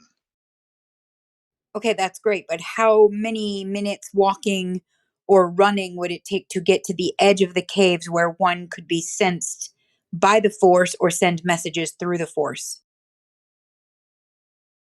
So it would take you roughly about 20 minutes from where you are to the edge. To the edge of the cave that we're standing in. Yes, thank you. Okay, so Tesara's going to turn to Haj. And Krisk. You guys are going on from here, right? Yeah, we need to get to his ship. If we can use it to take down some of those walkers, we will. Out of character question, Mike. Our comm links, will they work or not? I don't think that they work either, right? That is correct. But Gungnir has a solution. Based off of our information from the last time Durro and Clone Astra were here, I was able to fabricate relay systems. I will plant one at the mouth and one here at the camp. Tesara looks relieved. Thank you, Gungnir. I was just trying to figure out a way for us to communicate, as while we're in these caves, there's no way to do that. So that is exactly what we needed. And she'll take the pack off that she's carrying, pull out looks like a small bat with legs, and she'll plant the bat with legs, hook up a cable to it, and then start following Hodge and Chris towards the opening. And upon reaching the opening, she'll plant another bat with legs near the opening and then tie the wire together. Haj, quick moment before you go. Yes? The Astra that you fought with, I spoke to her in the kitchen before we left. Her headhunter is here at the spaceport. It can fit one pilot, and it's usable if it needs be. It may very well be. That's good to know. Thank you. She wraps her arms around you in a big hug. Please be safe. Hodge returns the hug. You as well. She'll look And up ahead. she'll back away. She'll look up at Krisk. Are you ready? We don't have time not to be. She'll look at Gungnir. Let's go. I have an update from Handyman. They are searching the Gungnir. Does he know what they're looking for? The girls. Tesara, did you hear that? I did. She'll take the other blaster off her hip and hand it back. No, keep it. I have my bows and my lightsaber. Do you have enough arrows? She kind of grins at you. I have 20 arrows and the ability to retrieve them with the Force. Right. I'll leave Alright, you to it then. The children are huddled away in the crystals, right? Like a little kind of dome kind of thing. Yeah, they're far enough away if you want to talk to her privately. No, actually, I was thinking of leaving my shield for additional cover in case you had to move.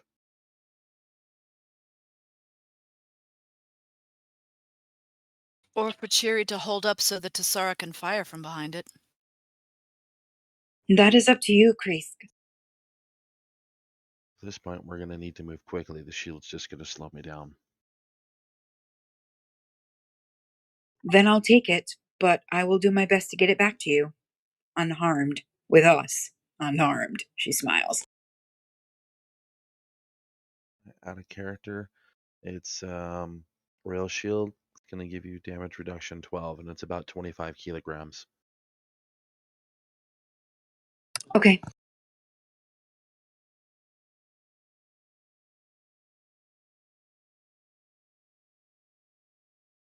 Good luck to you both.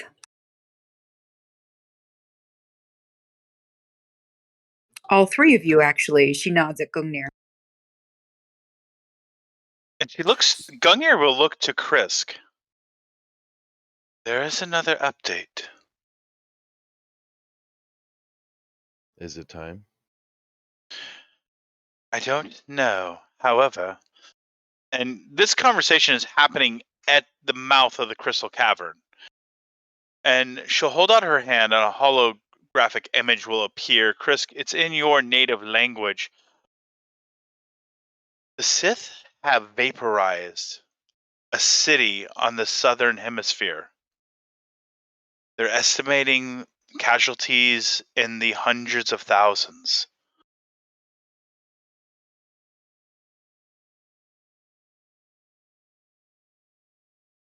Chris' expression definitely hardens, but we need to push that aside for now. At this point, every second we waste, more people die. We need to move now. More people die? What happened? The entire Now- city's gone. I'm assuming out of character that what Michael just described, only Krisk knows. Because I don't guess that Gungnir actually translated it. Correct me if I'm wrong.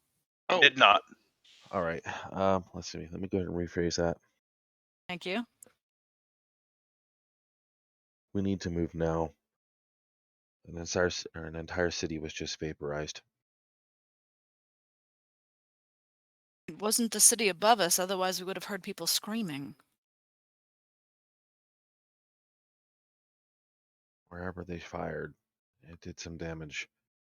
We need to get moving now before there's nothing left to save. Agreed. And she'll turn off the holo projector and then follow you two. Wouldn't she have to be out front since she knows where we're going? I know where we're If- going as well. Okay. And you take point. All right. Blaster in one hand, sword in the other. When you're between us? Sounds like a plan. She's got a blaster in one hand as well. You hear, as you guys are getting ready to leave, you hear Cheery yell out, "Wait!" How'd you pull up? Yeah. Stopping to look back. Hmm? Yes. And she'll look to Tesara. "We're safe here.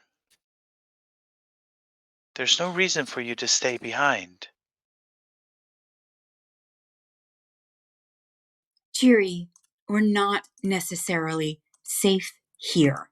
We don't know. They could come in to these caves further. I'm not leaving you guys alone. This this cavern is huge with outcroppings and passageways. They would take them days to search the whole thing, and by that time, we can hide. You'll all be back to rescue us, if need be. Okay, polling the party. Thoughts on this? Well, technically it's sound, but it's a bunch of children. Yeah, I don't think that's a good idea. I point out that I'm a Padawan to the greatest Jedi hero that ever lived. So says the party member with the greatest amount of ego. Yeah. I should also point out you're about the age of my son.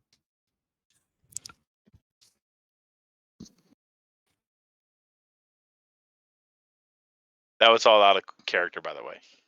Of course. Oh, for a minute, I thought it was in character. I was like, oops. Right? Cheery's a member of the party, whether we like it or not. I'm waiting for Ashanti to come flying in out of the left field. I think Ashante is a little busy being angry with Astra at the moment. All right, so everybody's spoken that's a no. I concur. I think mine's the only voice that hasn't weighed in, and I think you should stay behind. I tend to agree. I just wanted to check in with everybody else, just get everybody's opinions. So everybody's kind of unanimous. So Tesara turns back to Haj and she sort of nods her head up the passageway. No way am I leaving them. Go on without me.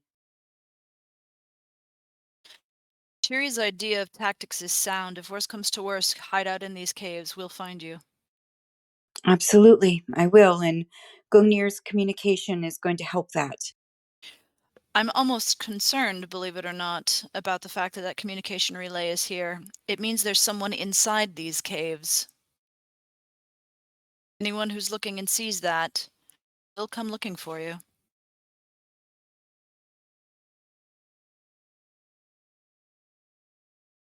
Then I'll do my best to place it somewhere not quite so obvious. We'll see you on the way back. Good luck. And she turns back to the girls. All right. You guys are heading out. Where are y'all going? As far as I know, we're finishing the tunnel network and headed for the swamps. Okay. You guys move through the tunnel network and you guys reach the swamps. There are Sith speeders moving through the city. You guys know what they're looking for.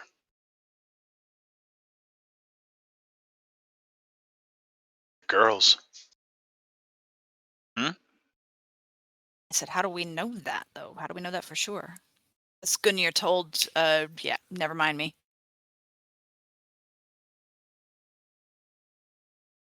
Well, I'm going to be able to move a lot more freely through the city than you can. You need to cover up.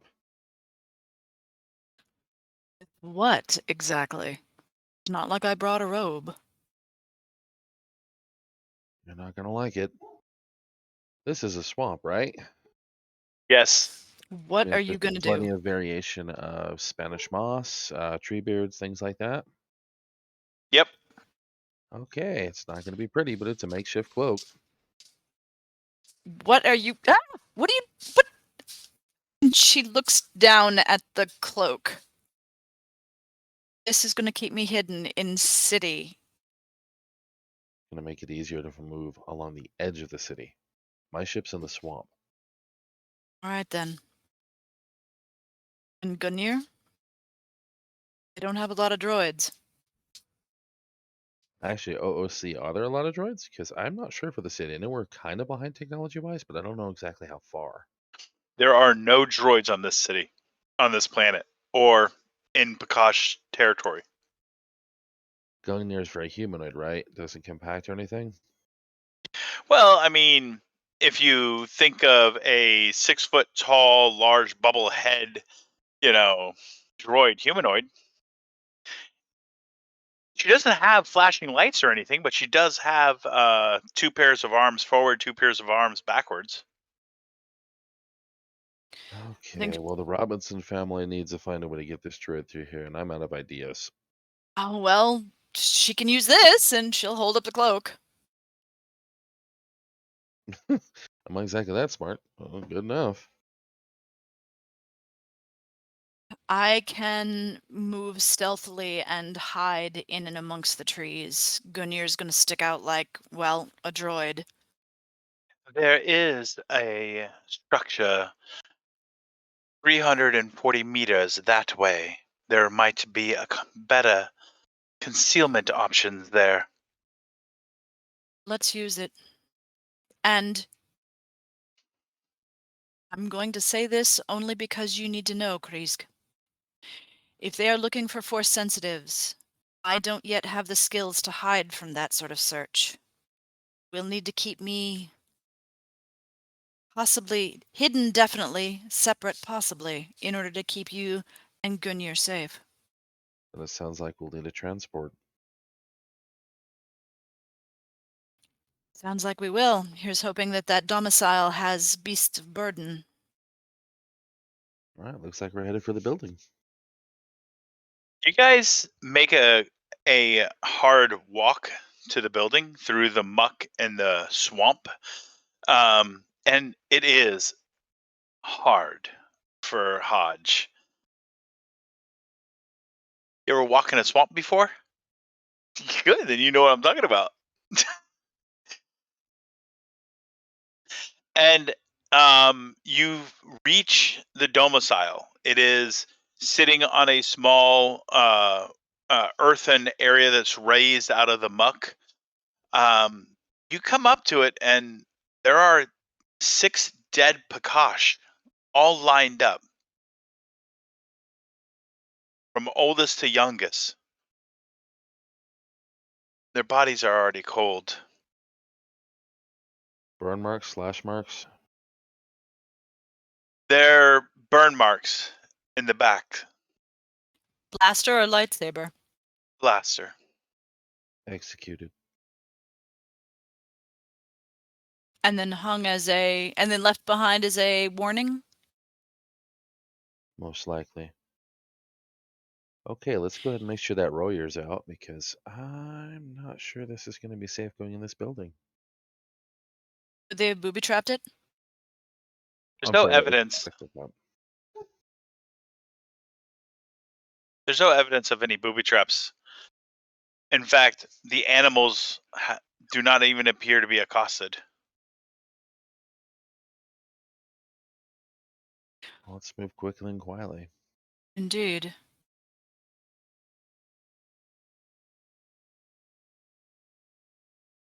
I'm guessing you're going to need a roll or something? I was gonna say, spot check, Michael? Search, in fact.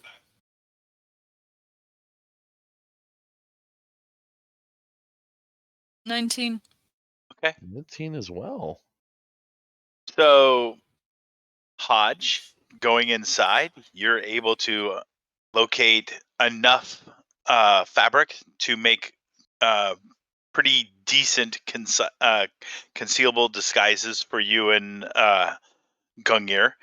Krisk, you find a swamp boat. It's about 15 feet long, about maybe 4 feet across. Actually, I'm sorry, 3 feet across, and about maybe 6 inches deep. Okay, so long boat with long propeller, not a fan boat. No propeller. It's got a Paddles. stick. Okay, well, start with the can. Worst case scenario, I've got a tail and I'm able to swim. Well, fortunately for you, I have this little ability called trailblazing, which allows us to shave some travel time off. Let's get See, going here on the boat and okay, get everyone covered up and start moving. indeed. What? How would I roll a 25 plus on this one? Yeah, I know, right? How would I roll a 25 plus on this, Mike? What kind of pluses would you add? Survival, if I remember correctly. Okay, oh, you had it's yes. Okay, so roll survival. Mhm. 24. Damn it. So you guys are moving through the swamp, Minus 25% travel time. and you're. It takes you roughly about an hour to reach there. And by that time, the sun is just starting to come up, because remember, this whole nonsense started at night. And you arrive at a downed Pakash patrol frigate.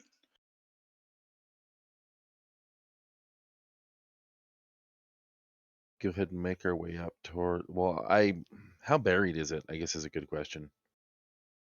It's roughly about 1/3 buried on the left side. Okay, so probably easier to make our way up to the ripped hull opening the bridge corridor.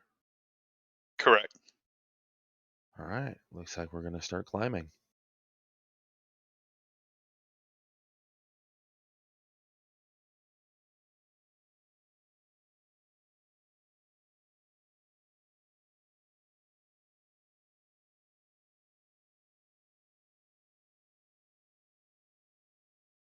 Hodge, Gungnir. No, I heard you.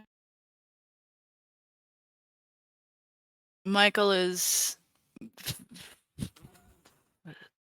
searching for something. But yes, the Hodge will start climbing.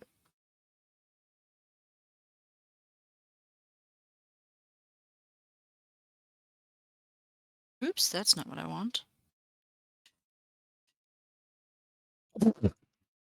And apparently her feet are all covered in mud and goo, and so she's struggling with the climbing up on same. I, on the other hand, don't seem to have much of a problem. That's astonishing to me, considering that she climbs the way she does. That is a very large ship. That patrol frigate is yours? Well, it was the ship I served on.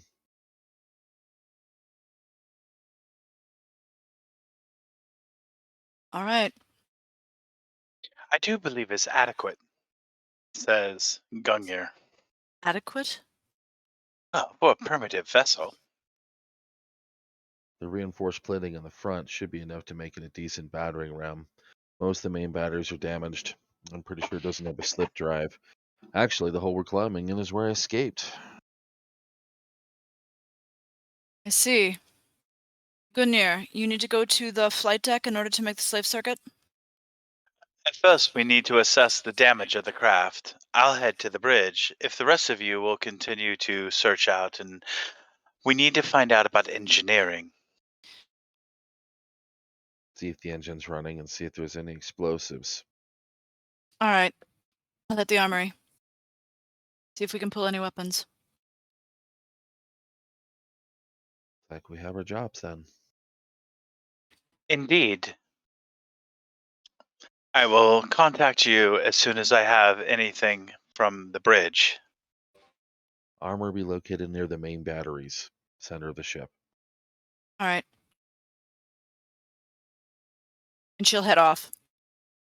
So I'm going to start with Hodge because she's going to be reaching her destination first. Krisk, are you going to stay with her or are you going to continue on? I'll follow her as long as needed to before we split because I think we're taking the same corridor if I'm not mistaken. But Correct. it's awesome that you're starting with her because it gives me a chance to check on my kiddo while you guys are running. I still got my headset on so I can hear what's going on. Okay.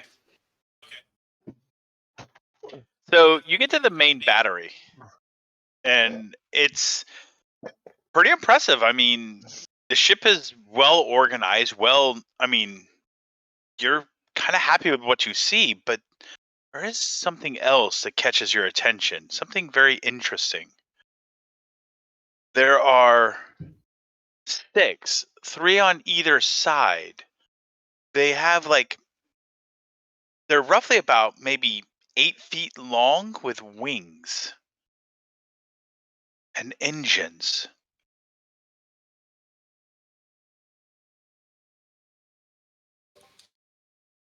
Like, these would be things that you would put on to use to glide with, or that you would mount and fly. So they're sitting in racks butted up against a hull where there's like little doors that are designed to open up so these things can be propelled out of the ship. Unmanned? Yeah, they're definitely unmanned. They're too small to be manned, especially by Prakash. So they'd almost be like decoys, or possibly are they explosive? Can I tell? There's a rack of so you got 6 on either side or 3 on 3 either side. But there's a rack of almost 40 of these things. And you go and you can open one up. There's no explosives in them, but you can definitely tell a fundamental relay. You can see how it's got little servos to control the thrusters and everything. And it's got a really primitive sensor sweep. Like like spy planes. Yeah. So they'd be drones. Mhm. Fascinating. But they could also be mounted with explosives to drop a payload. Could be. There is no hard points to mount explosives, Right. so they'd have to be physically altered. And we don't have the time for that, but this would give us a bird's eye view of every place where there might be enemy, where there might be weaknesses. We could see everything. Am I allowed to say anything or no? Because I don't know if I'm there. Oh, you're So- totally there. You're standing there behind me. Okay, so Chris, you know what these things are, what she's looking at. These things are targeting drones. They're designed to go out there and acquire targeting information for the batteries. Each main battery would have one assigned to it, so that and it would have a pilot assigned with the individual battery, and the drone goes out there, targets and he'll paint a targeting laser on the target, and the battery will fire, and the ballistic rounds will fly out almost like little missiles and track in on the laser. Got it. They're called fireflies. We send them out and they give us something to shoot.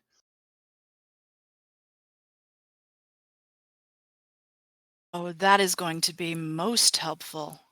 They also have fuel tanks. If we can get them running, we can use them to attack the depot directly.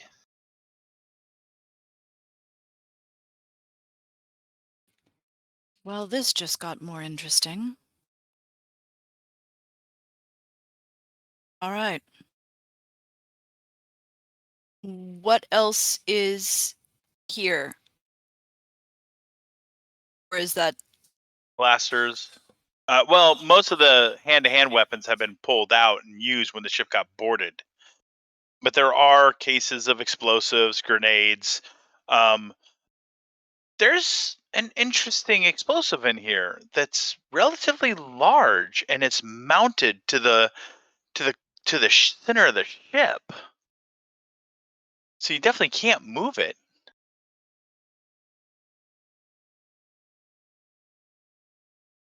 Nope.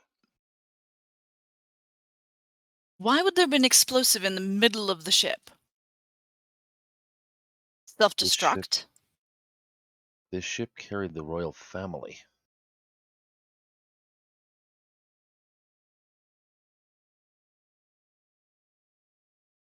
That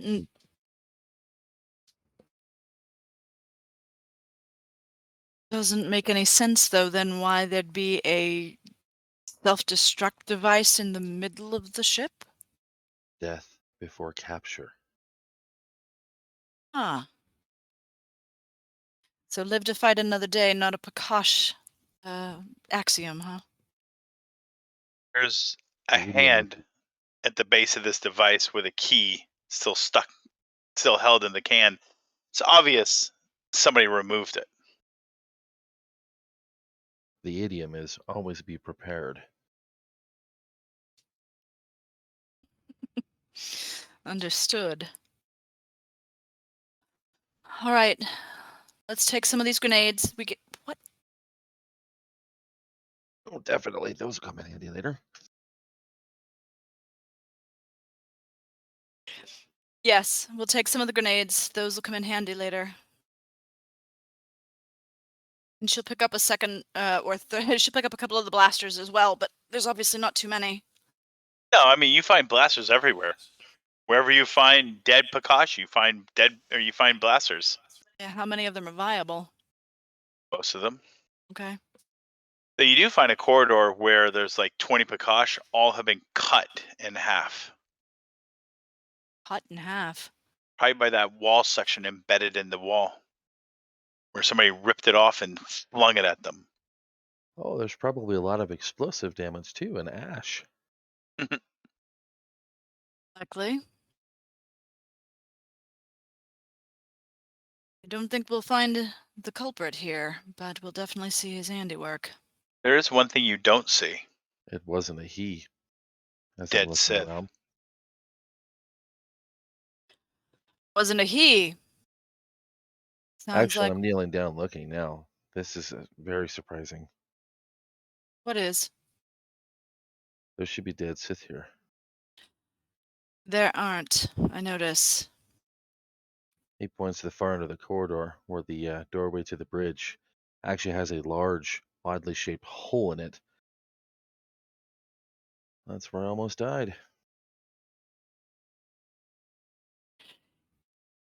You expected to see dead Sith here, which means your crew members took out some of them. Wouldn't make that assumption.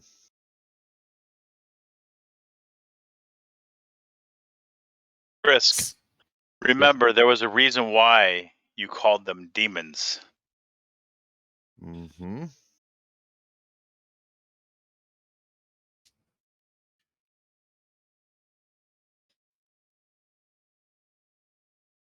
Let's move to engineering. Agreed. We should move quickly. I don't expect them to return, but... And Hodge is keeping her eyes open for traps. You don't find any. Good. I'm actually But you looking do. Sorry, go ahead, Chris. actually trying to keep an eye out for humanoid footprints, mud tracks, things like that. Stuff that wouldn't be familiar to me since they're not Prakash. You don't find them. They got off the ship before it crashed as well.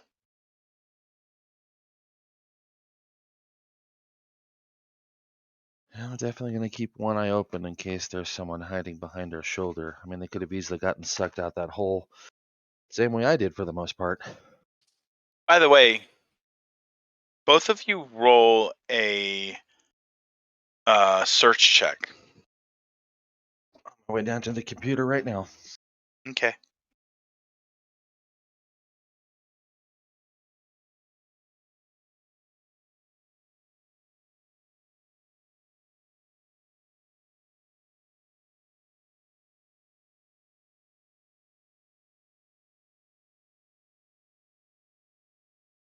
Big old 4. Okay. Hodge, you're pretty sure you can safely estimate the number of people that attacked this frigate. It was 6 to 7.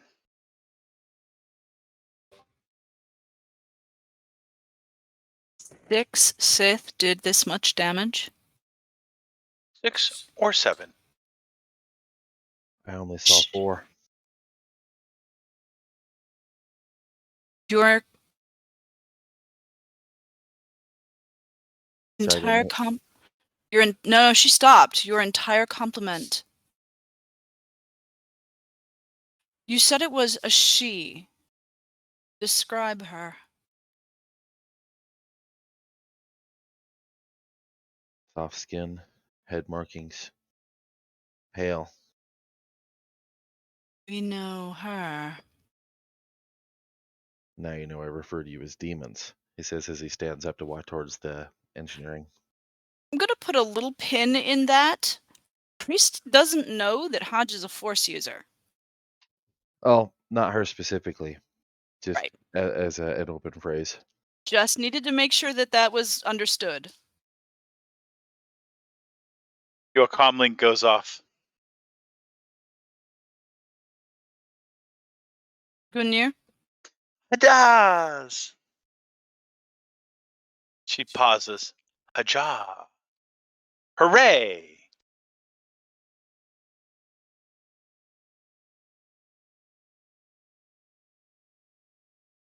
Well, I see the excitement can't be expressed by the biologicals of our team. Forgive me, Gunir. I'm distracted. I have just completed my analysis of the damage that the ship has sustained. I believe the engines are salvageable. Excellent. After a few hours of repairs, we should be able to bring the ship online fully. A few hours. Did you think it was going to fly again after just walking on board? She looks at Priest. You said this thing was flight worthy. But it is. Fly. It just space worthy. Oh, I'm sorry. it does need to have repairs. Very well. Let's get busy. I'll meet you in engineering.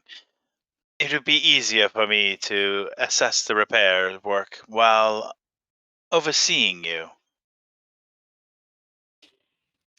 She gets that comment gets an eyebrow from Hodge, but aloha. I will see you there. And on that note, at 9:56, we will call it a game.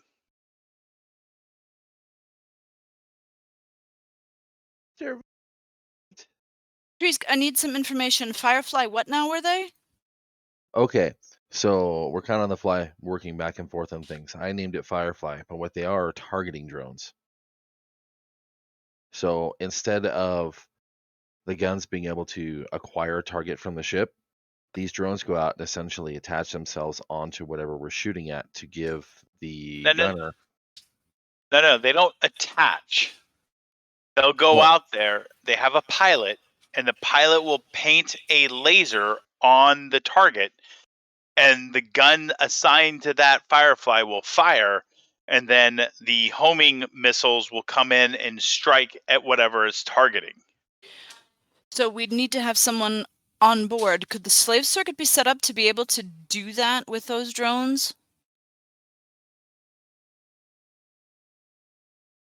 Because if Gungnir can use that technology from the ship in order to use those targeting drones and cause that frigate to fire, we're going to gain a really valuable weapon. It's possible. How much longer would it take?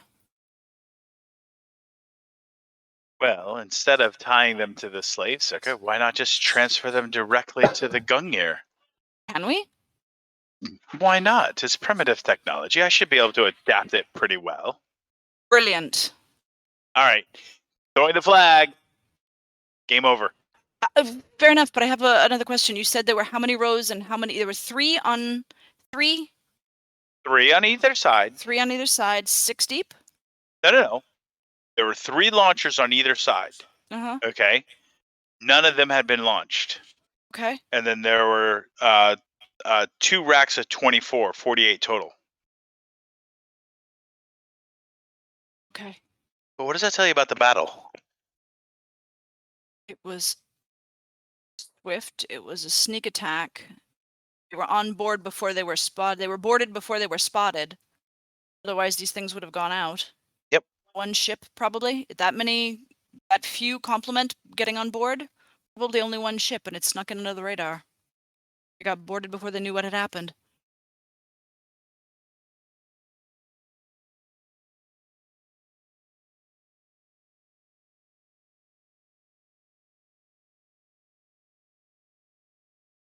I'll be back. By the way, we're at in the game, so you guys can go ahead and ask your questions, talk. So I don't know if you've actually seen Krisk's backstory, but there's a little bit to that, and pretty much on the right track for the most part. Yeah, actually, I did see Krisk's backstory. I read it, and I knew out of character who attacked. In character, not so much, because the two have not talked extensively about that. True. We're throwing out some of the pointers like, oh look, that's where I almost died. Right. Explosive damage, things like that. So that whole hallway where everyone was cut in half and things, he's the only survivor you know of. That we know of is the operative word in that statement. And if the royal family, he had to have. I'm trying to figure out how he survived. It must have left him for dead. He never talked about it. No, I know. Right, but didn't he wake up and everything had already happened? Meaning that he was likely unconscious and playing dead was kind of not really a thing. He probably looked dead, so they just ignored him. Out of character, if you read the backstory, he actually made it into one of the pods they used to burrow into the side of the ship. He couldn't do anything else other than buckle up, and at some point during the crash, the ship ripped free. I remember seeing that. Oh, right. Yes, thank you.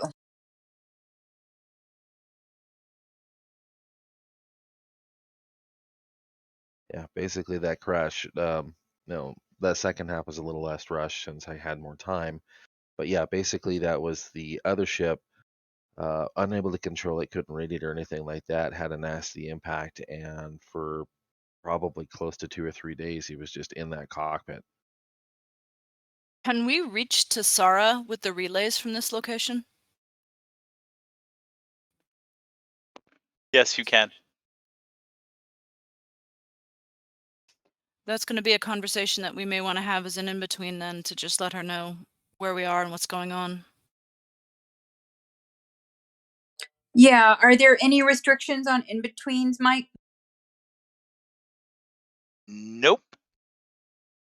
Well, depending on what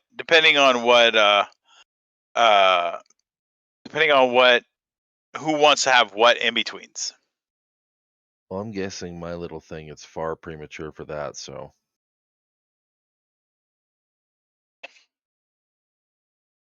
Oh my god.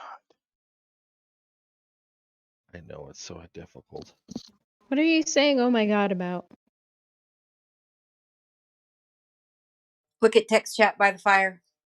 Oh, fuck. So, did you guys enjoy tonight? Woohoo! I leveled up. Definitely good setup, that's for sure. Yeah, I actually did enjoy it. What'd y'all think of the Sith Queen?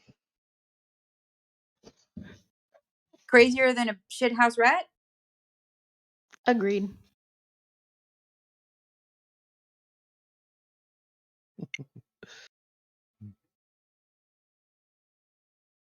I like her. I will say this. There was one thing or two things that happened that she did not expect, did not plan for. I'll tell you one of them. The revelation that Durro tried to use an illusion and some type of imposter to fool her that the woman standing next to him was not Astra. She did not expect Durro to be that clever.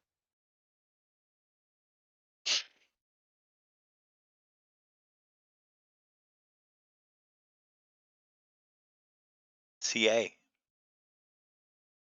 Ah. I kind of figured that. I'm a level 10 now. Woohoo! All right, got my headset on, but I need to go move things, so I am sort of here, but I'm sort of not. Can you guys guess what the other unforeseen event that she had to react to? I'm Tesara assuming it's pulling a people thing getting down? detected under the ship, but then that unit being eliminated. Furious. That was the one I No, was that talking was about. yeah, that was part of. Okay.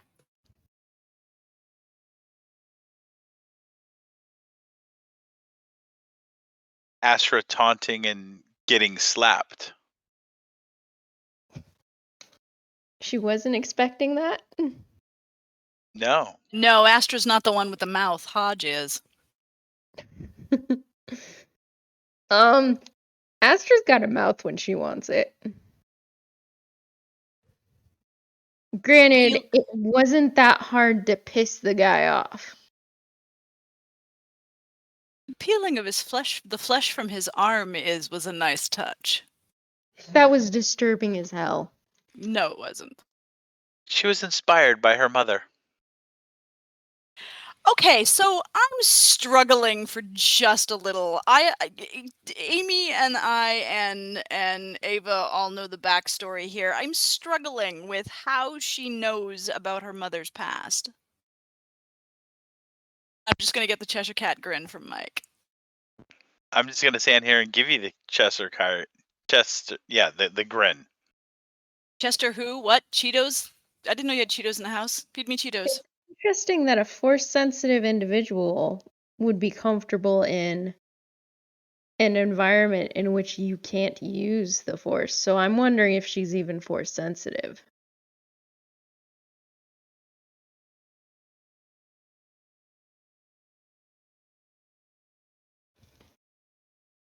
To be honest, I think the clue is in that magnet joke.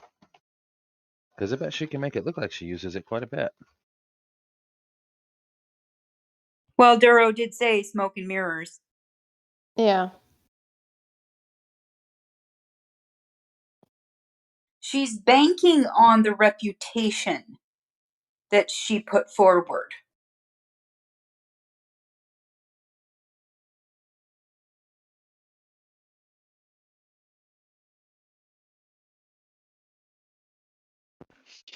Well, she's got an entire army of Sith terrified of her.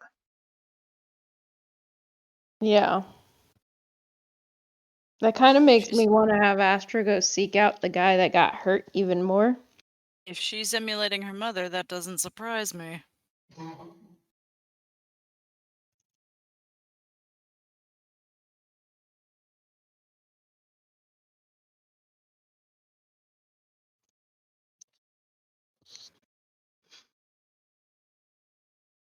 The issue is her mother may have had that or been that once, like a billion years ago, but isn't now. So how, one, did her mother tell her? And if so, why would she do that? I thought they were stolen as babies. And two, huh? So like there's information here that doesn't make sense. And it wouldn't make sense to the characters anyway. They have no context. I mean, we're spitballing now out of character from 5 years ago, so True. if we go strictly on what we know, there are a lot of holes.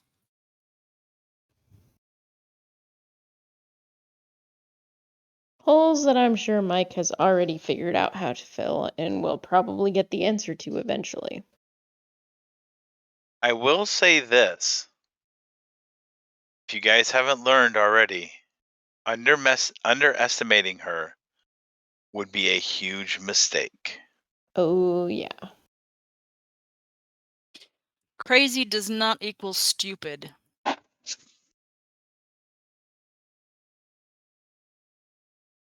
That's why when Cheery was like, "You can leave us here," I was like, that's a bad idea. Something tells me the queen might know about those damn caverns. Yeah, well, of course she does. And what concerns me more than anything else is that this whole trip through the caverns, this dropping off Tesara, yada yada, it was too easy. Was way. You, Michael, I want a refresher. You said there were 6 bodies at that house? All different ages, all lined up and killed execution style. In the back with a blaster. Professor Plum in the library with the candlestick. And lined up from oldest to youngest? Yes. Inside the house, I want a quick rundown. You said that animals were roaming free outside. Was the inside of the house ransacked at all? No. So they were simply removed, shot, and left as. And it appeared as though they were left there as a, I don't want to say it as a warning. An example. Sure. Thank you. That's the word I was looking for. Alpakash. What was the oldest? The age of the oldest? Elderly. And the youngest? Infant. Generational home, then. Why on the outskirts of town would they have done something like that? It's not even the outskirts. It's beyond the outskirts. It's in the swamp. Depends on whether or not they knew something like any escapees. They were trying to pursue him because it seems that the Sith probably didn't die with that explosion. No, they wouldn't have. The devil's in the details. And I may be staring at that red herring a little too hard, but... Yeah, I was just thinking the same thing. Like, is that a red dot? That might be a red dot. Michael and his damn 6 red dots. No, 4 no, lights! it's more like 50 red dots. 4 lights. I will say this. Durro's going to need all the help he can to navigate the Sith Queen. Yep. So, you guys, be supportive. Absolutely. You can do it because you're you. Do you like how she, was able to clearly articulate why he's a legendary hero? Yeah. That's hilarious that she thinks he's responsible for the death of the Grand Admiral of Olivon. How much of that is this Durro, and how much of that is the Durro of this world that she's laying at his feet? Ah, that's a good question. But then here's a more interesting question. She knows he's not of this universe. Yep. The ship she sent to pick him up is from his universe. And more importantly, from her perspective future.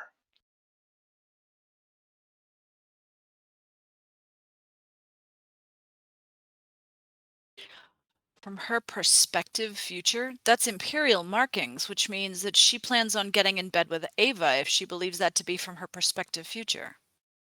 Damn, it's almost like I speculated about this last night. Don't make me seek you out and lick your nose. I will do it. Yeah, she will. She's licked my nose. The issue I'm having is that things coming into this universe from the original one that Durro, Tesara, Ava, Nova, and Caleb and Ryan entered into is the idea that there's now somehow some leakage between the two, because there is no imperial um empire here. Yes, there is. Ava's building it.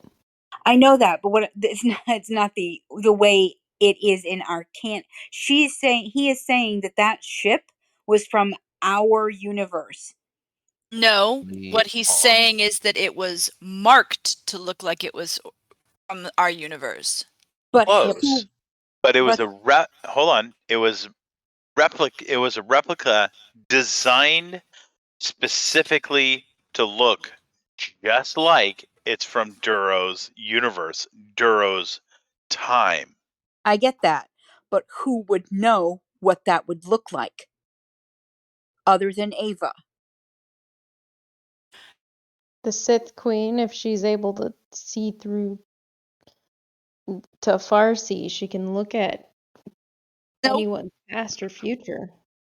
There's one more being in this canon that would know that. Nova?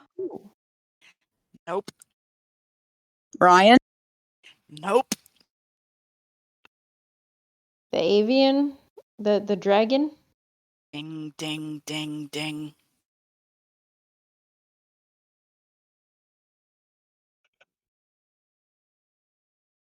Oh, you've got to be fucking kidding me.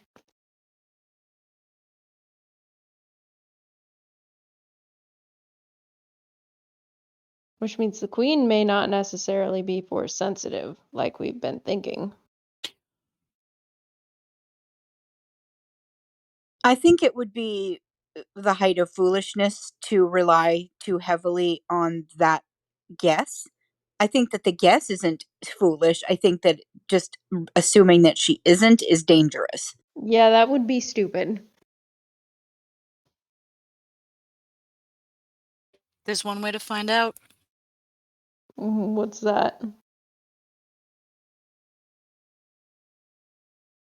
What the hell is that broad's name? Vinia? Oh, God, don't talk to her. Yes, talk to her. See if Durro can contact Alangidi.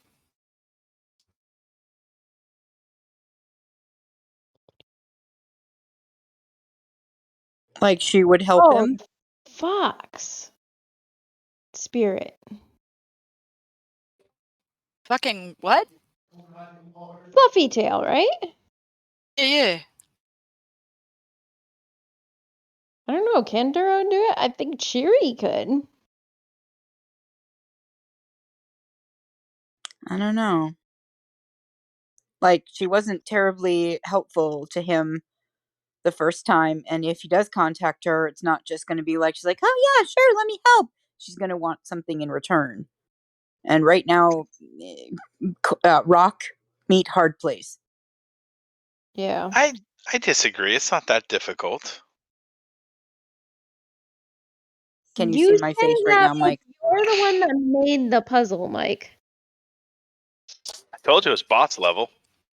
And keep in mind, even though you're the one that made the puzzle, so just because you don't think it's difficult doesn't mean it's not difficult for us. Brown frog in shit pile on brown stump. See? Oh no! Don't get me wrong. This is going to be difficult for you guys. It's meant to be difficult. Everything is a fucking committee meeting. It's all difficult. Yeah. This entire game has been nothing but difficult. Like, Wait for it. And don't poke the bear. He'll make it worse. You should hear him I know he will. snorkeling over here. It's really pretty funny.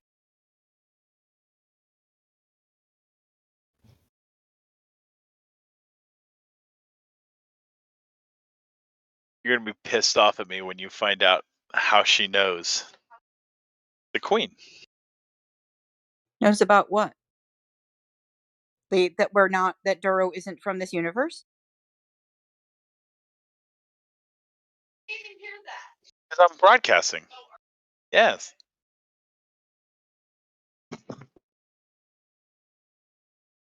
I'm waiting.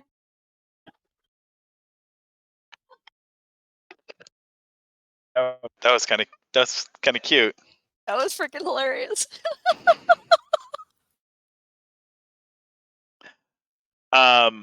When you guys find out how she knows all this, you guys are gonna be pissed off at me. Am I gonna have to stick my piercing in your nose? Probably. Okay. Ew. Make Earwax. sure you lick it Gross. first. What, his nose or my piercing? You said ear, I thought. That's what I thought too. I'm not gonna stick my ear in his nose. That's just weird. No, I said my piercing. Jesus Christ. Oh my gosh. I give up. I'm not even with this one. Oh my gosh. As for licking my piercing, not a problem. It's in my mouth. I feel like I heard one thing and everybody else heard the same thing I heard, except Haj remembers saying something completely different. Am I crazy? No. I heard her say she was gonna stick her piercing in his nose. No, she said ear, his ear. No, his nose. I said Okay, swear to God you said ear. It was nose.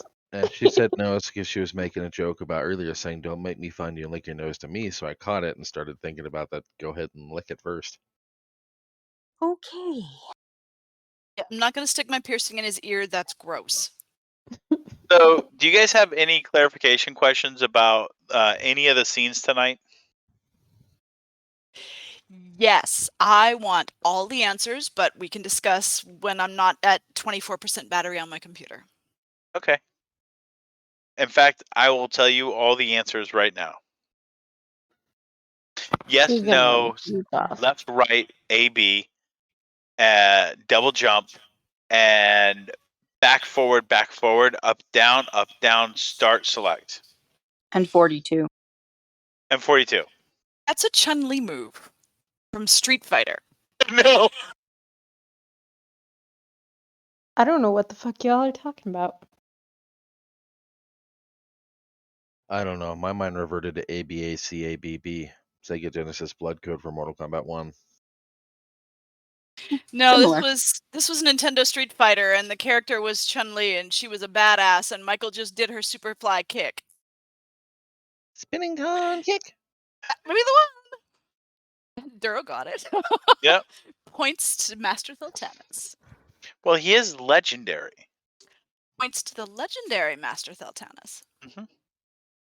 Oh my god, you should have seen the look on my face while Michael is all like, and the Sith Queen, and you're a legend, and you're a legend, and you're a legend. Durro's like, where am I a legend? And I'm like, just sitting over here biting her knuckle.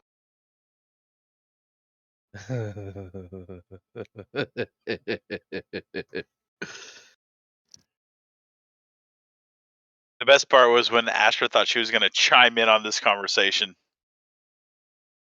On what conversation? I was dying. Between the Sith Queen and the Enduro. Yeah, I didn't know that wasn't allowed. The first thing that comes to mind was, wait, what legendary warrior? I'm confused as fuck. And then it was like, Commander, you may fire when ready.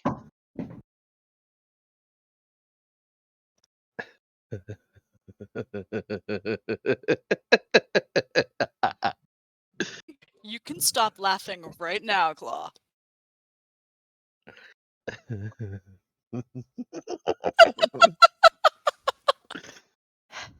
Yeah. Until next time, gadgets.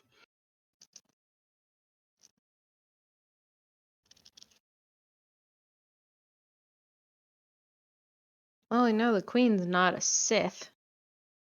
How do you know Do that? you? At least not a traditional one, anyways. Good Do night, you? Durro. Good night, Durro. Hi, The Durro. religion that she follows doesn't fit for the Sith.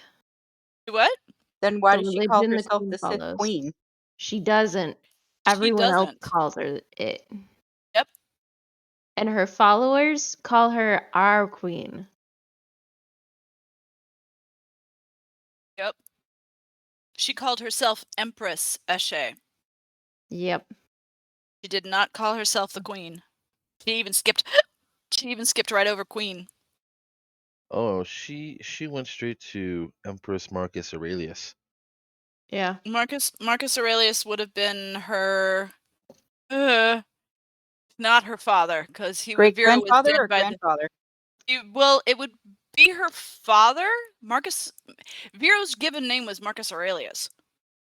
Yes, but that's not. They don't have any relation. She said she was the daughter of. But she's lying because Vero Was died. dead a And long then time ago. of what we know, I'm talking obviously out of character for player knowledge. From what I remember, Eshe was done, got into the pod and was into space, and she was out there for a millennia, and then was discovered and reanimated or brought back to out of a frozen state, became Eve, fell in love with some other dude, and